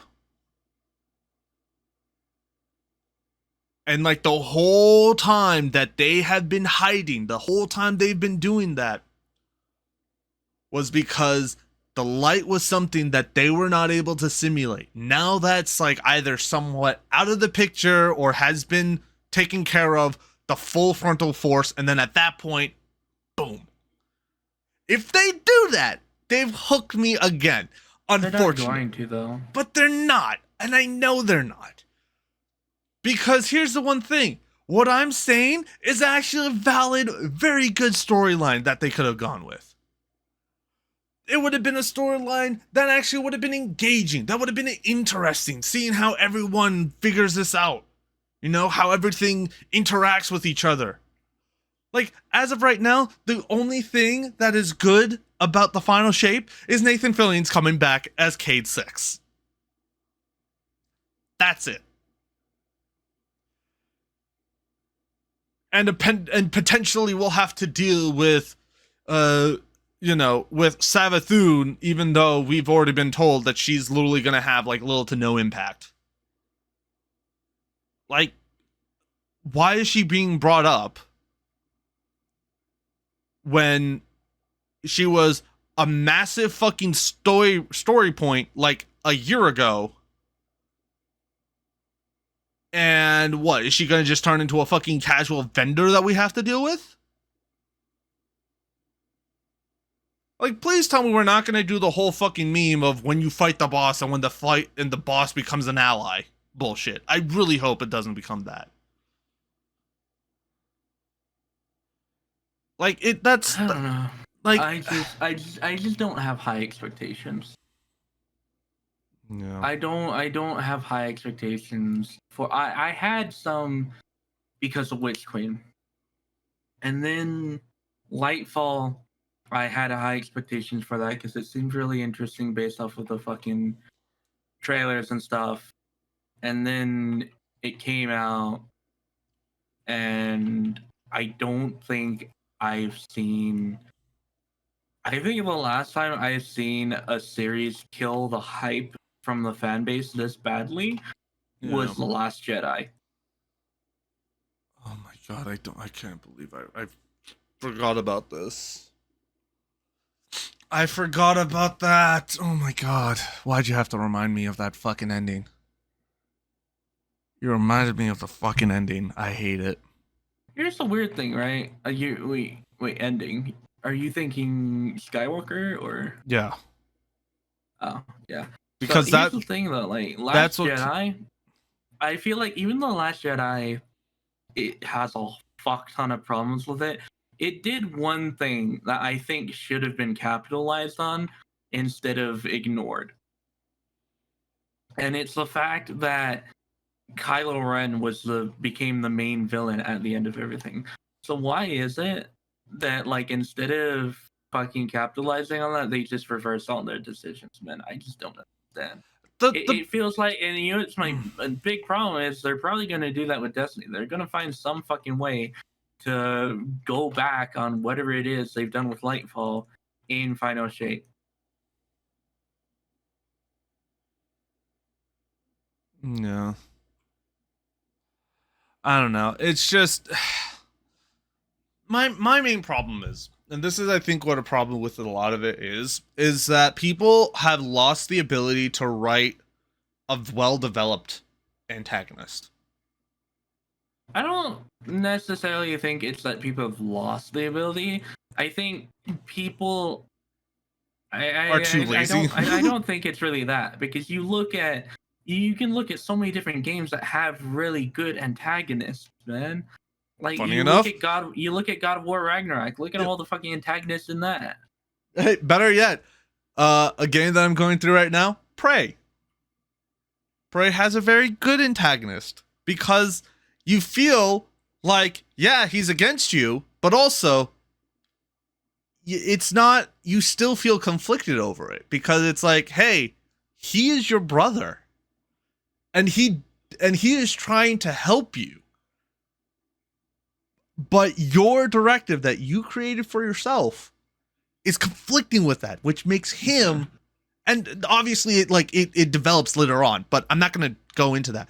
But another part is that obviously we can always just be like, yeah, let's bring up Avatar: The Last Airbender, because that is always going to be possibly one of the best ways of showing how to do antagonists, villains, and the different arcs that you can have with it. All three books help show all three forms of it, which is always something that I love the most about that show. Other than the fact of you can watch it so many times and you'll always get something else to learn from that. Whether it's something that, Uncle Iroh has said, something that you've noticed when it came to the times that they're at the water temple, or the air, not the water temple, but the water tribe, at the poles, times where they're in the Fire Nation, where you kind of see okay, this is kind of the whole situation. And then obviously the way that they develop the characters and all the minute differences that you'll see when it comes to it. And so there's always all that stuff when it comes to that. And then I think, if I were to choose a game,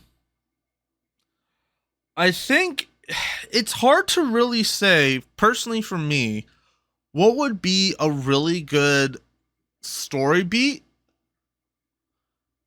that obviously isn't super dark as fuck, by the way. Because I'm thinking even hell, half the time, a good game, it needs to have a decent balance for stuff. Because the one thing is that a game like Destiny 2 has to have a decent storyline. It has to, because that is something that they have built up over time when it came to the game. With all the Grimoire cards, the books, that were provided with the collector's editions, the notes, all the lore tabs within all the pieces of armor. I think one of the biggest problems that Destiny has is it has no real focus on what it wants to do. I think in reality, I agree with that, but I would rephrase it as Destiny 2 is like a kid with ADHD. It has a focus, but it changes so often and so abruptly that you're like, wait, hold on. Why do we get from here to there? And from there to there? And then it's just oh yeah, because this did that, and then that did this, and then that. It's like they use my train of thought to fucking put down a story. That's how it feels sometimes. And I'm just come on. Why? No, this should be only my thing. I don't need anyone else doing it. Yeah. Because if it wasn't for that, then it would have been fine. Everything would have been chill. Everything would have been good. Nothing that big. Nothing that bad. Right? But here we are, fast forward to today. We have 5 different other things that are going on without any other answers. We have because again, we can look at Forsaken, right? Forsaken had a very straightforward story. It was, we need to get revenge, or we need to avenge Cayde 6's death, and we need to stop the Barons. That was pretty much straightforward. It kept on that path. And then afterwards, it was going through and unlocking the Dreaming City, because that was something that eventually it led to, and it worked. And then it kept with that building over there, and then all of a sudden, the Black Armory shows itself. which is, yeah, you're changing the focus, but it doesn't remove the fact that there's still something going on within the Dreaming City. You still get lore pieces every 3 weeks from there. You still have different parts of, you still have the Shattered Throne showing up, having different lore in there, coming up when it comes through, going through everything. There's also different aspects of the world changing as well that align with what we did. Yeah. And then we look at Black Armory. Even with everything I just said, guess what? They have their own separate storyline. It works. It fits. It also still builds on itself. It brought in a cool dynamic that, like puzzles, and it brought in this very interesting event that worked. And granted, there were some points where it was just like a bit confusing, but then again, they were like, oh shit, sorry, my bad on that one. We'll give you a hint on that. Boom, done. But it works. It was something that was engaging. It's still something that you were able to follow. And it felt like, yes, they put in so much effort for this, even though essentially, if you really boil down everything, it is you tossing balls at a fucking cone. Yeah. But you were engaged with tossing balls at a fucking cone. That's always the best part, how to boil down stuff. Forsaken, you go and hunt someone down, and then you get into the Dreaming City. Black Armory, you throw balls at a fucking cone, and you help, build a person. Joker's Wild, you get competitive in Gambit. Hell, even that storyline, where there was no storyline, had more engagement than I think what we have now. I was definitely more interested in the Drifter 9 storyline than I was whatever shit we have now. Exactly! Like, the fact is that honestly, I don't think I've ever wanted to ignore dialogue as much as I have recently in Destiny. It is not fun to do that, I hated it. It's terrible when it comes to it. I do think like something has definitely happened, and I don't know what it is that has happened at Bungie over the past while, but there's definitely a noticeable decrease in the writing quality. I think the problem is that they're riding on the Witch Queen high for way too long. Because here's the one thing when it came down to it, because what? After Witch Queen, we had like 2 somewhat moderate like storylines. Moderate. Like, they weren't good, but they weren't bad. I would argue we're talking about after Witch Queen, right? Yeah, after Witch Queen. I would argue Haunted was a good storyline. Haunted was good, but then we also had whatever the fuck was afterwards, and I don't remember what was afterwards. We had Plunder. Yeah, Plunder. My point exactly. I don't remember Plunder. I remember Seraph, because Seraph was actually another... Plunder is confusing, right? Because it did this weird thing where they were like, hey, yeah, you know that God, Nezarec, we're gonna have this entire storyline about him as a character. And then do nothing. Yeah. But make fucking Folger's goddamn coffee from it. Darkness Rose. That's it. No. See, it wasn't just any coffee. It was Nesquik. Nah, it's Folgers. Come on. It's the Darkness Roast. No, but the joke, Nesquik. Oh, right. Motherfucker. God damn it. It was Nesquik's new flavor, Darkness Roast. God, fuck, dude. I don't understand what is happening over at Bungie. Because we started off the year pretty well, to be honest. Yeah. In Witch Queen. And for the most part,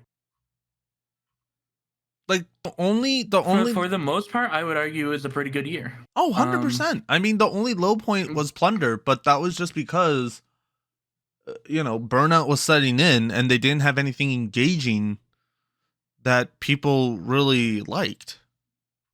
Yeah. Like the story that was there, the background story was really good. The different puzzles, bringing in this new dynamic. Also, not only that, we also received like other additional things on top of it, which was really fucking great. But then, obviously Plunder, Burnout, but then you had essentially now a new revival with Seraph, because essentially it becomes a point where it's like, hey, we're reviving Rasputin. And that was something that really came up to that. I mean, hell, I've like the whole thing, the entire thing for this. There's a reason why I had the fucking display for that, because that shit was great and I loved it. And also it was a very, very, very beautiful picture. And it was amazing. But it's still just the fact of you have this sort of situation where it's like, again, you're at like a really good high. But the problem is you're so huffed up on that high that you do not even realize that you're essentially becoming latency on that. You were becoming latent on it when you shouldn't. And that's what caused, the shit storm that Lightfall was.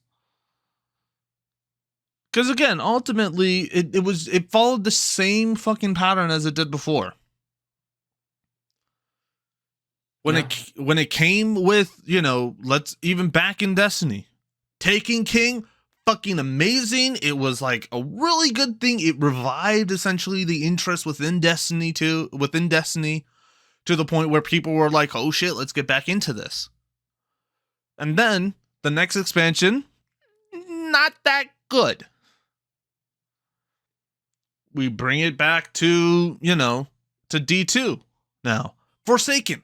Fan-fucking-tastic, amazing, wonderful, like, motion, like, story sets, all this stuff, really cool crap, essentially getting 3 raids in, like, fucking, in a year, more than what we got the year before, because technically those were called raid layers, but that's besides the point. Like, that was fucking amazing. And then all of a sudden, Shadowkeep. Quality. Now, of course, people are going to give it the benefit of the doubt, but it doesn't avoid the fact that it essentially followed the same thing. And then we look towards Witch Queen. I don't need to repeat myself because the pattern is there. Same thing that happened again. It literally goes it goes bad, great, mid, bad, great, mid. The only difference to this whole thing is that they swapped the 2 around. It was mid, great, bad. Because that's the one thing when it comes down to it. That's the only thing that is adjusted from the pattern, is that they swapped the mid and the bad. Because here's the one thing. Beyond Light, it wasn't too bad. It was pretty nice. I'm not gonna hate on it. Like, I felt like, again, it was just like, it was a cool story, I guess. No pun intended. But outside of the raid, there really wasn't anything that I was super hyped about. And again, even with the raid itself, the only reason why I enjoyed that raid was because it was like, hey, I play EXO character. And it resonated with the raid. And the raid even did that. Like, it's like, oh, EXO Lifeform, welcome home. The little small things. Just like how you have it within, if you were to do the opening of the Dreaming City mission when that was available, you would get a response from, I forget who, I think it was from Petra, where it's like, oh, welcome, like, if you're playing an awoken character, welcome home, brother or sister, whatever your gender was. But it's still the fact, like, there was points where it recognized what you were doing and how you have impacted within the system. And that was the thing that really kind of made those points really good, because it was like, hey, I'm not just there just playing it. My character has something involved in it. Like, for example, if you were a veteran player, the game recognized that for you. Even though they essentially just said, hey, your character that you play is canon that you took down Taken King, regardless if you played in D1 or not. But then that was removed. That was gone. That disappeared. That has no relevance now. Any relevance that was connected to it, not there. Non-existent. Just gone. And I hate that too, because it's like, that's the stuff that I really like to see. That's the stuff that really was like, hey, that's dope as fuck to point out. Like, it recognized who my character was, it recognized what I was, and actually went through with that. Because ultimately, that's the thing when it comes to it. Meanwhile, Final Fantasy is like, hey, yeah, we're just going to keep on doing this, and, you know, we apologize if there's any problems. We're going to try and work on it, but here's a bunch of shit that you can just distract yourself while we get that fixed. Does it matter on who the character I'm playing? Maybe, maybe not. Hey, Ben, again, I'm still stuck in A Realm Reborn. I don't know if later on it does have an impact. But it's still the fact that there's a lot of stuff there for me to do to cover the point where the stuff that's there makes a difference. Like, okay, yeah, you may not have a lot within Destiny 2, but back then it felt like there was quality. It felt like, hey, we recognize that you chose this character, and the game is going to tell you that this aspect of it.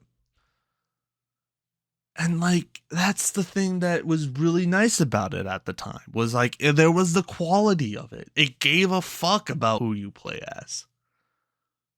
And now it's just like, hey, you're there. Okay, do option A, then do talk to person A, do activity B, go back to person A to do option C, and then here you go, and then listen to the fucking audio log, and then fuck off for the rest of the week. Yeah. Like, that's all. That's what it is now. And it's just like we can refer back to the original video that I made a while ago, where it's like the state of Destiny 2 is, again, it's not dead, but it also doesn't feel alive. Because there's no situations that are showing there's a reason for it to be alive. It's just this monotonous situation of, hey, do this, do that, great. Next week, do this, do that, great. Next week, do this, do that. Hey, exotic mission, here. Okay, now do this, do that, next week, and then that's it. Like, that's not fun. That's boring. Like, it's cool that now they're adding new stuff, like, hey, the presage is gonna come in, and apparently the weapons, the fucking DMT is gonna be craftable now, instead of being something that's, like, provided. So it's like, there's a lot of stuff that, like, it could have been, like, there could have been a lot more other stuff, but it's like, you know, that's always the one thing when it comes to that situation. Yeah. Yeah. Like, that's just, like, the one thing where I'm just like, ugh, why? Why? Because Domo. Pretty much. But anyway, speaking of expansions, I feel like we should at least kind of tap on, because granted, we've been talking about the fucking, like, Final Fantasy and ranting and shitting on Destiny 2. Why don't we shit on the fact that there's fucking producers and people who think that they should make a MCU of Mattel toys. Like, I don't understand it. what? I feel like this is yet another time where a company is taking the wrong lesson from why something has succeeded. This movie is not making $1 billion because it's a family movie. It's making $1 billion because the movie is fucking great.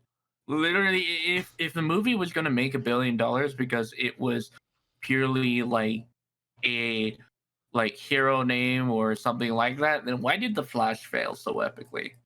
Well, The Flash failed because, you know, their main Because it's a characters bad movie.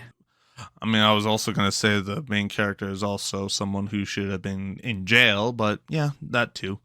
Um but I think the one thing is that when it came down to it, right? Like, this is why I think at this point people who make expanded universes should just stop. Because at this point, the original creator, the original people who made the expanded universe an actual decent thing to look at, isn't able to do a good job themselves right now. Yeah, the MCU is in a weird spot. Where Compared, even the fucking people up top have admitted that the MCU is not in a great spot. It's just weird with what's happening with the actual Marvel Cinematic Universe. I don't understand it. I don't think anyone really understands it. It's just weird. if honestly, if anything, when it comes down to those type of situations, if you wanted to actually have an extended universe, don't have this massive event where essentially it retires like half of the fucking main cast. Either because their contracts are up or because they don't want to do more Marvel movies or something of that sort. Mhm. Because at that point, you essentially set up this grand finale. Like right there. It's like, bam. Like, Infinity War and Endgame were monuments in media history, and no one can deny that. Anyone who does is either lying to themselves or have not seen the movies, which is strange to say that just because, you know, they both have equally made billions of dollars. The fact that those are massive movies, people have seen those, they've noticed those. And those were like the grand finale type situations. You can't really build off of that easily.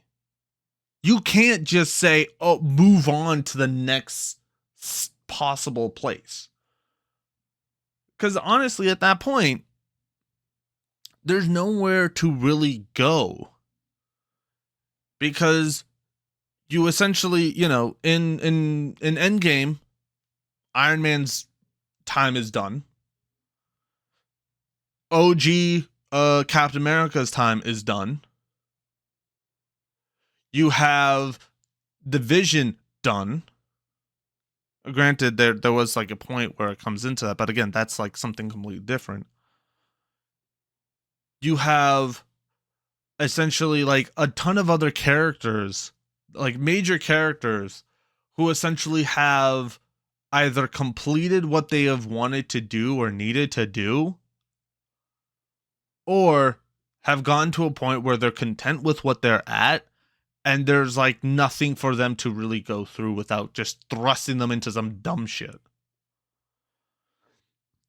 Like, if it was like they just decided, like, if the MCU decided to literally just have independent movies that are separate from each other, that have no interlocking system involved, I think it would have been fine for them to do that at that point.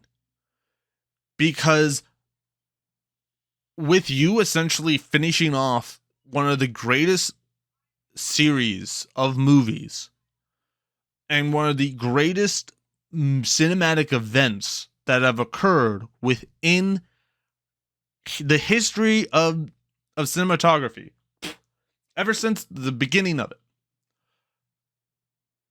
Everything else is going to be compared to that, and it's not going to look good. So it's better off that you just kind of start up with just like, just doing independent movies. Yeah.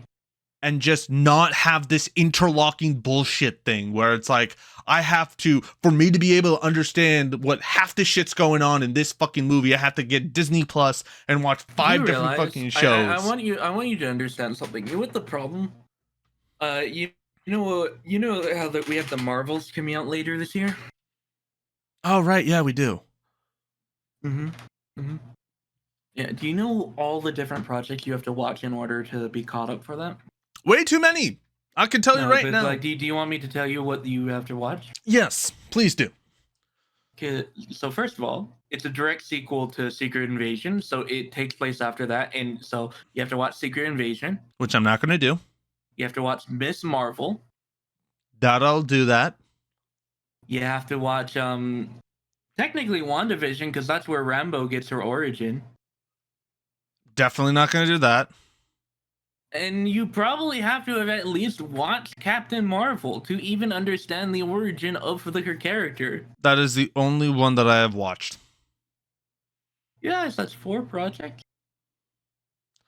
But you know what the best part is?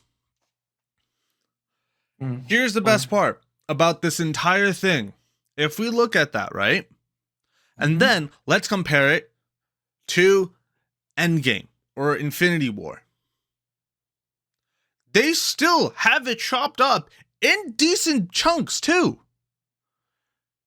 Because if we look at it, like, yeah, you have to watch every single Iron Man. You have to watch every single Captain America. You have to watch, unfortunately, every single Thor. I think it's fine for like the big projects to do that. I don't think it's fine for the smaller projects like the Marvels to require me to watch 4 different projects in order to end it. That's what I'm saying. It's like, it's a massive cinematic event.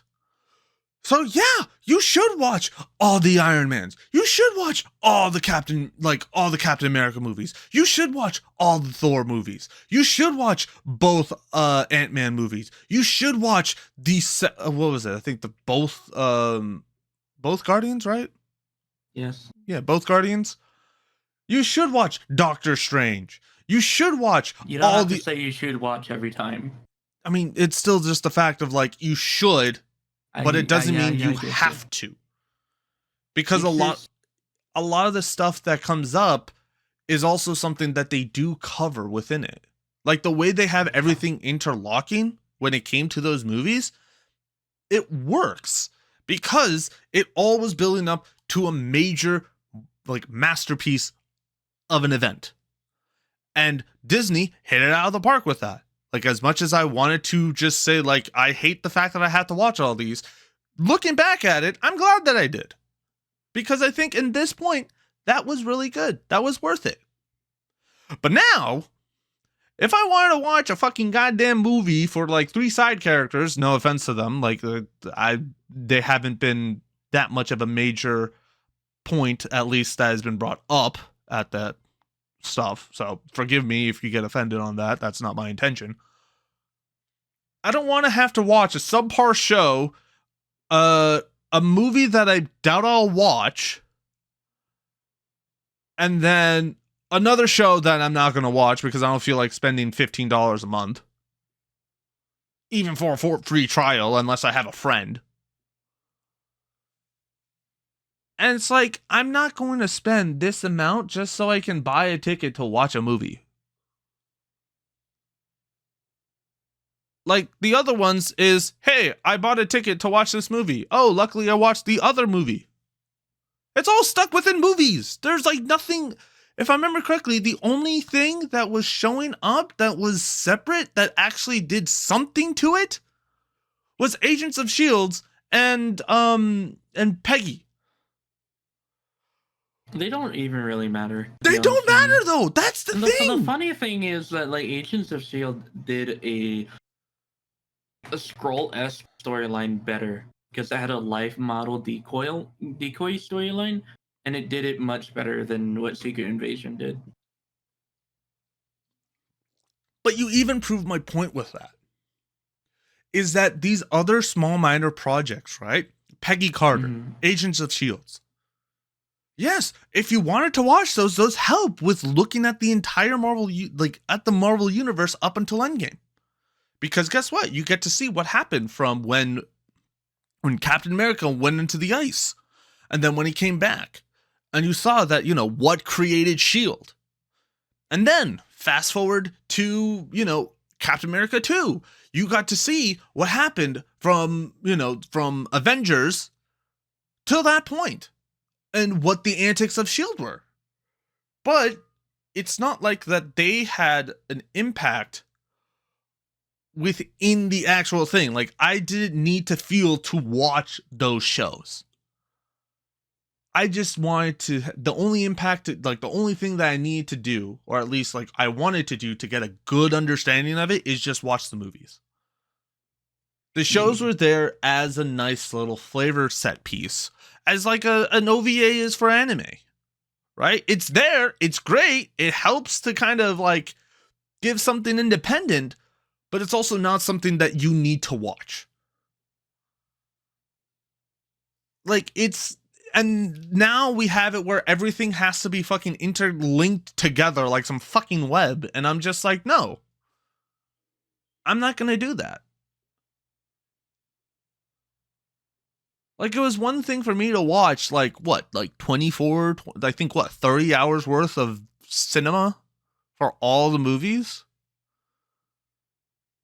But unless, I'm super fucking rich, I'm not going to have time for that. No. I'm not going to want to watch a shit ton of shows and a couple of movies to watch a movie that isn't a massive thing. It's just going to be a movie. It isn't built up to this major situation. Moon Knight. I wanted to watch that because it literally had nothing else that was relevant to it. It was its own independent show, and it was nice because it was its own thing. Just with other stuff. Let's look at Star Wars, for example. They also have a decent system in place. It's debatable. It's better than what Marvel has right now. Let's be frank here. You can watch each of the movies. You can watch the prequels. You can watch the main trio. You can watch the last three if you really wanted to hate yourself. But then you also have other movies that were added in there that help contribute to that. To contribute to those 6 movies. You had the Clone Wars television series, which was really freaking great. You had other supplementary things to the movies. You didn't have to watch them, but if you watched them, it, again, just like with Agents of S.H.I.E.L.D. and Peggy Carter, it helped supplement the system. It helps supplement you understanding what's going on at that time. But now it's shows are great, but also there's points where it's why? So it's when it comes to those type of situations, that's kind of what happens on that. Yeah.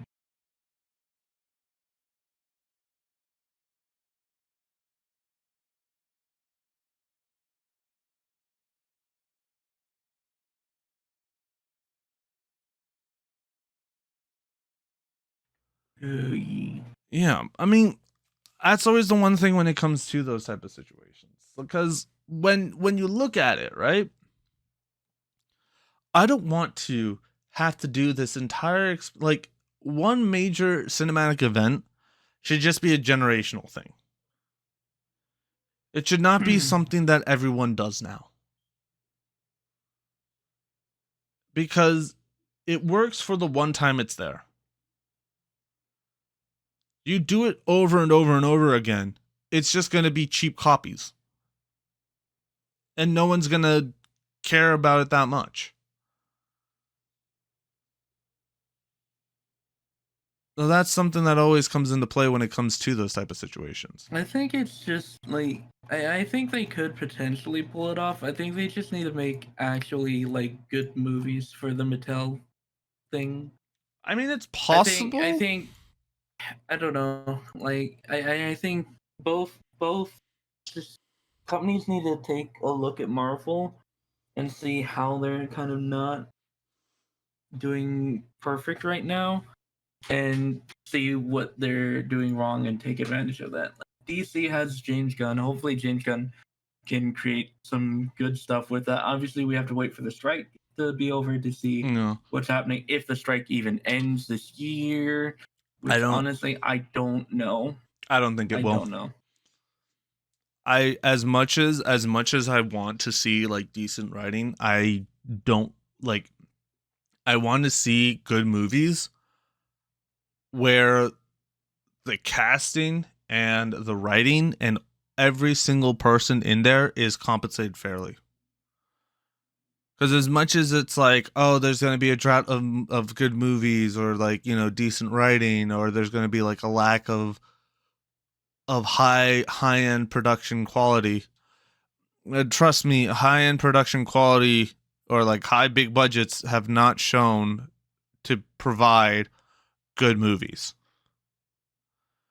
Funny enough, Marvel is a big example of that.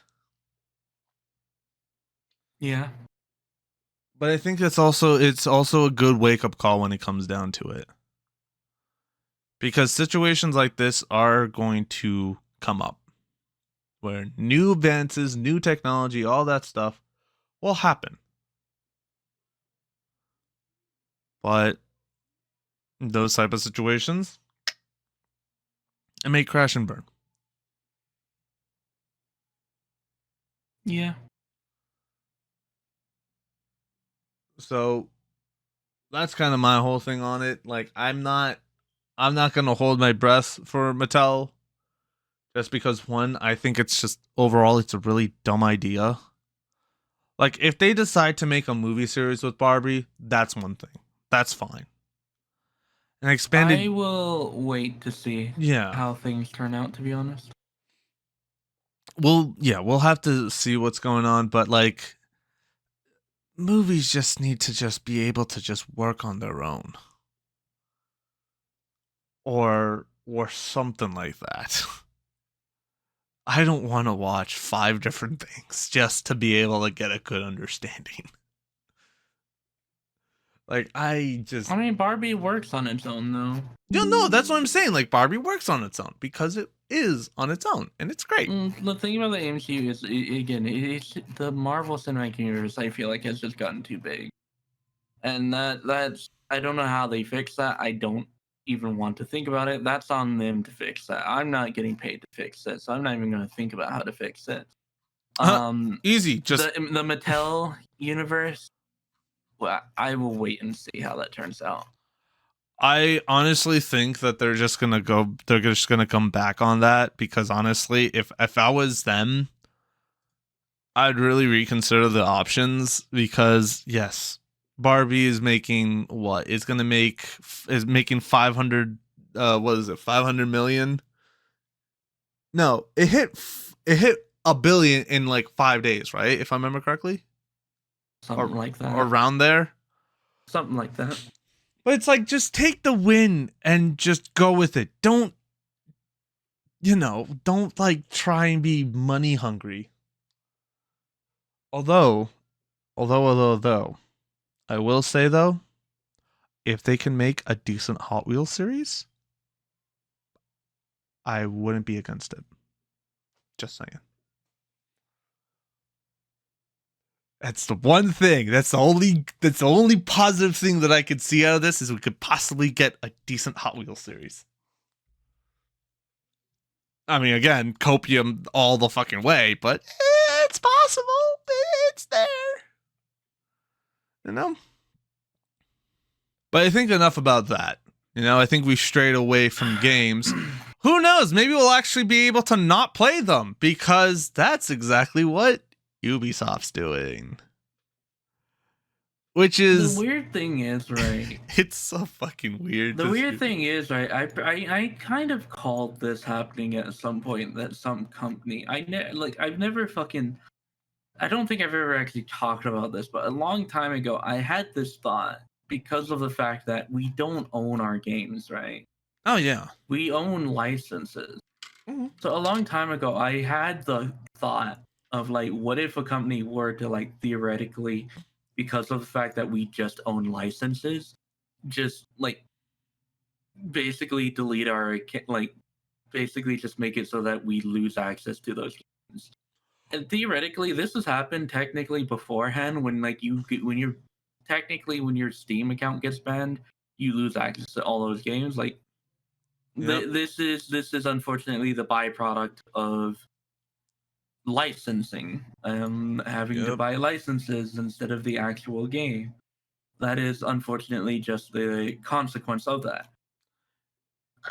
Now obviously no company has been scummy enough to really fuck with it until now with Ubisoft, which I don't understand why the Ubisoft's fucking with it. Because I can guarantee you it's all primarily about data storage. Because there is no way that they would do something like this unless they're needing to do data management. And the main thing is that when it comes to those type of situations, it's also something that that Google has also brought up as well.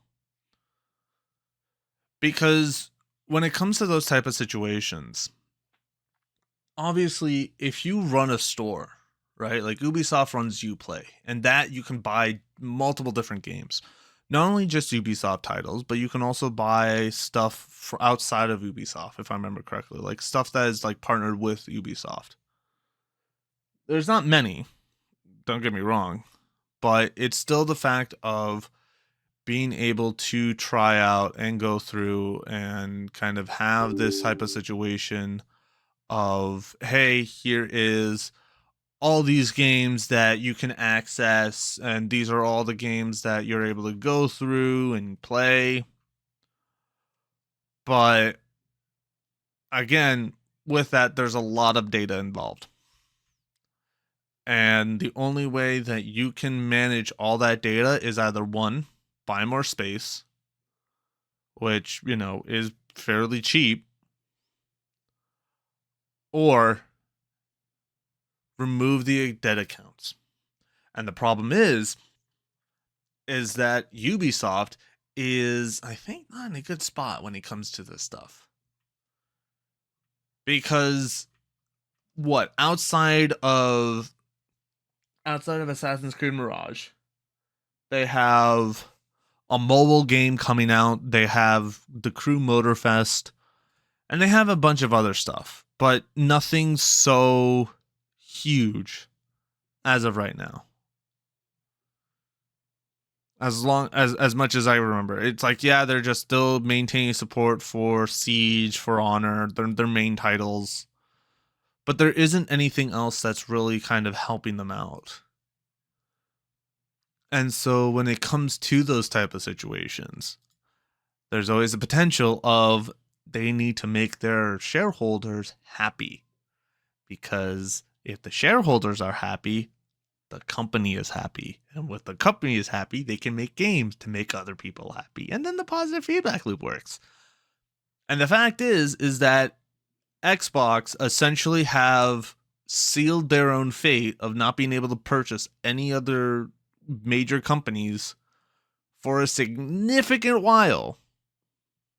Ubisoft has to either make sure that they can keep themselves somewhat profitable to the point where they can still satisfy the account, like the shareholders and the stock and the investors, as well as making sure that they're able to, somewhat provide enough of a budget to take care of their games. So what's the easiest way to do it and the cheapest option? Just remove the dead accounts. But that's the problem that they come into, is that they don't have a proper way of doing it. Because when it comes to those type of situations, you have obviously licensing, right? Just like what you said, you purchase a license. Yeah. It is something that allows you to play the game. You put money down. If you don't touch that game, it's still a game that you can still play. Like, hell, I haven't touched Modern Warfare 2 on the Xbox 360 in a while, but I still have the physical copy of it, and I decide to open up the game. Boom. There we go. It's right there and then. But then, outside of that, you have those type of situations where it, you want to get that done. But it's just, there's points where it's like, you could have said it in a better way. There was a way that they could have said it, but like they try, if I remember correctly, they try to go back on it. When it comes to it, like they try to wait to walk it back, but they did it like it's such a terrible way too. Let me see if I can find exactly like how they talked about it. Yeah. Let me see here.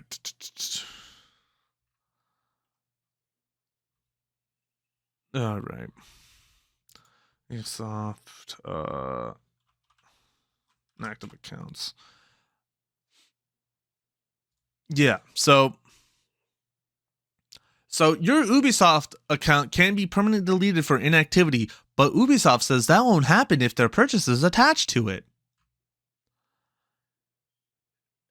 Yeah, that's something that should not be, like, that's should have been something that you should have said ahead of time.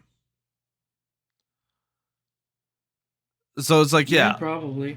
like here's what they said exactly from it. Like they even talked to PC Gamer on this.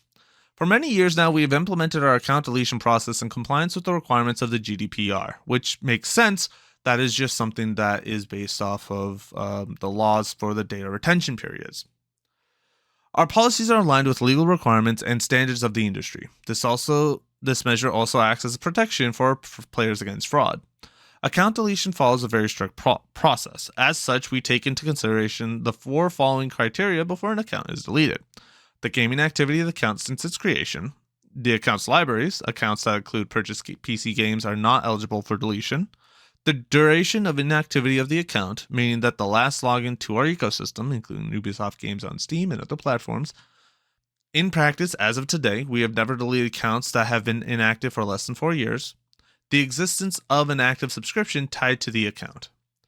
In any case, before deletion is permanent, 3 emails are sent to the player over a 30-day period offering to restore their account. In addition, if the user tries to log in during the 30-day window, they will automatically receive a warning and a link to reactivate their account. So the fact You know is, what? That's fair. I'm gonna be real honest. That's fair. If you haven't logged in 4 fucking years, no, 100%. I'm not gonna say that it's a bad thing, because again, when I saw this, I was like, that makes sense. But the one thing is that they should have done a clarification that if you made any purchases on it, your account won't be deleted due to inactivity. That was the thing that really kind of fucked them over on that, just because they did not say that. They omitted that in the beginning. And obviously, because the fact that they didn't say that, people are always going to think, oh, even if you have the game, if it's inactive, you lose access to that game. And that was something that they fucked up on. That was something that they kind of screwed over on there. So here, this is the tweet that they said. Hey there. That confuses me, right? Because like these people are like, oh, let me just buy a game on this account and then not play it for years. I'm like, that's whatever. Who the fuck is doing that? Who the fuck is buying a game on an account that they're not going to log into? Oh, there's people who do that. I want to know who does this because they're fucking morons. I mean, there's been points where I've like purchased a game and like not touched it in a long ass time. But I think the one thing is Yeah, but that at the very least, you're probably playing other games on that account. that's true.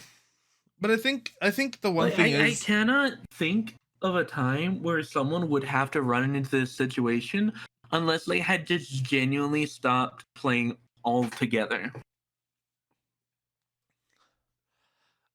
I think this is going to be on both ends of the party. Because I'll blame Ubisoft for the lack of clarification, but I'll also blame the players for literally walking themselves into this fucking door in the first place. More towards the players, but Ubisoft should still handle some of the responsibility of making sure to clarify that if they have any game purchases or any license purchases on their account, that it would not be deleted automatically. Yeah. Because that would have saved a lot of headaches, and I would see a lot more support for Ubisoft if there wasn't already. Because again, like I said before, this is about data management, and in this case, this is also legal adherence. They have to do this. It is by law. Like what would you want to do? Would you want to have like delete your account, like keep your account alive, and run the risk of possibly getting the entire system shut down because of legal issues? Or do you just delete an account and just, take the hit off that? The Ubisoft is in the right on this one, but the clarification needed to be there. Without the clarification, that's what screwed them over. Yeah. And I think that's going to definitely be something that really shows up when it comes to that.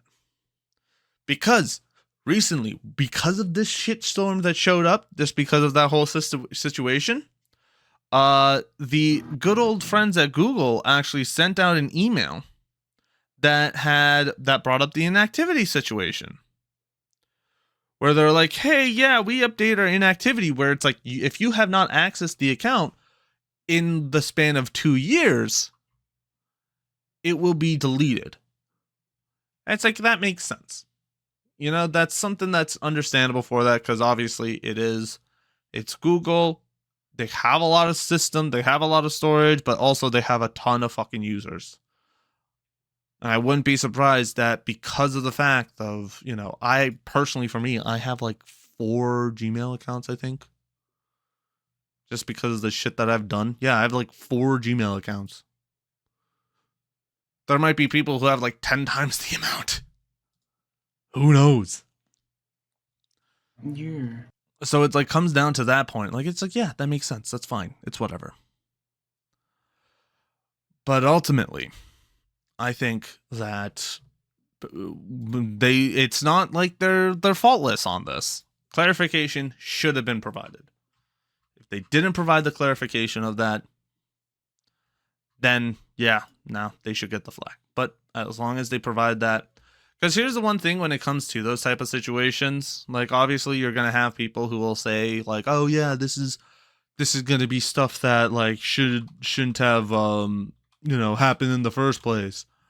But when we really look at it, it's like they're still responding back to it.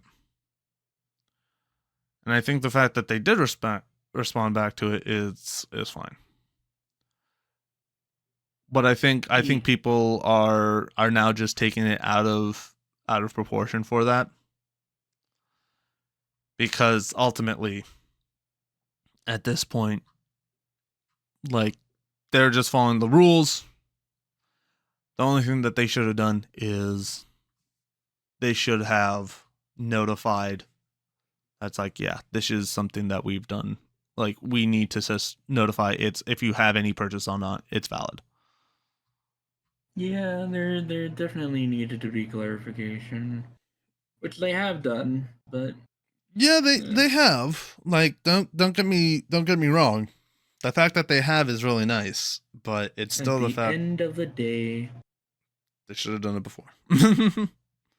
Yes, but also at the end of the day, just go play Final Fantasy. And I think with that, I feel like that would be a good time to end off this, because who would have thought? I thought it was going to be a very short one, but we spent like an hour and a half bashing Destiny 2 and and all of its bullshit. We kind of moved from Final Fantasy to Destiny 2 really quickly. Yeah. So that was But definitely. To be fair, there's not a whole lot to talk about from the keynote. Like they showed off a lot of quality of life stuff that's gonna be really cool for 14. And we obviously have the new expansion to look forward to. We have we just have a bunch of stuff. So yeah, it's one of those things. But anyway, that is going to be it for now. Thank you guys for watching. Again, if you're watching this on YouTube, again, this is something that is streamed live as well on the Twitch channel, so go check that out. Follow it if you want to be up to date. It's likely that we'll do this kind of every other week.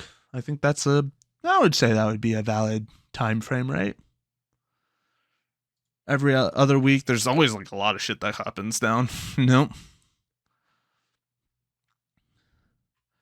But I think that's definitely something, we'll see what we can do in regards to it. But yeah, if you are watching this on here, there's that. If you haven't seen any of the other ones, which, I mean, granted, this is episode 2, but if you haven't seen the first one, check that out. That's already on the channel. Might as well. But with that being said, my name is Toxic. This is Sapphire. And like we always want to say, keep gaming, enjoy your time, and just remember, play Final Fantasy 14. Take care.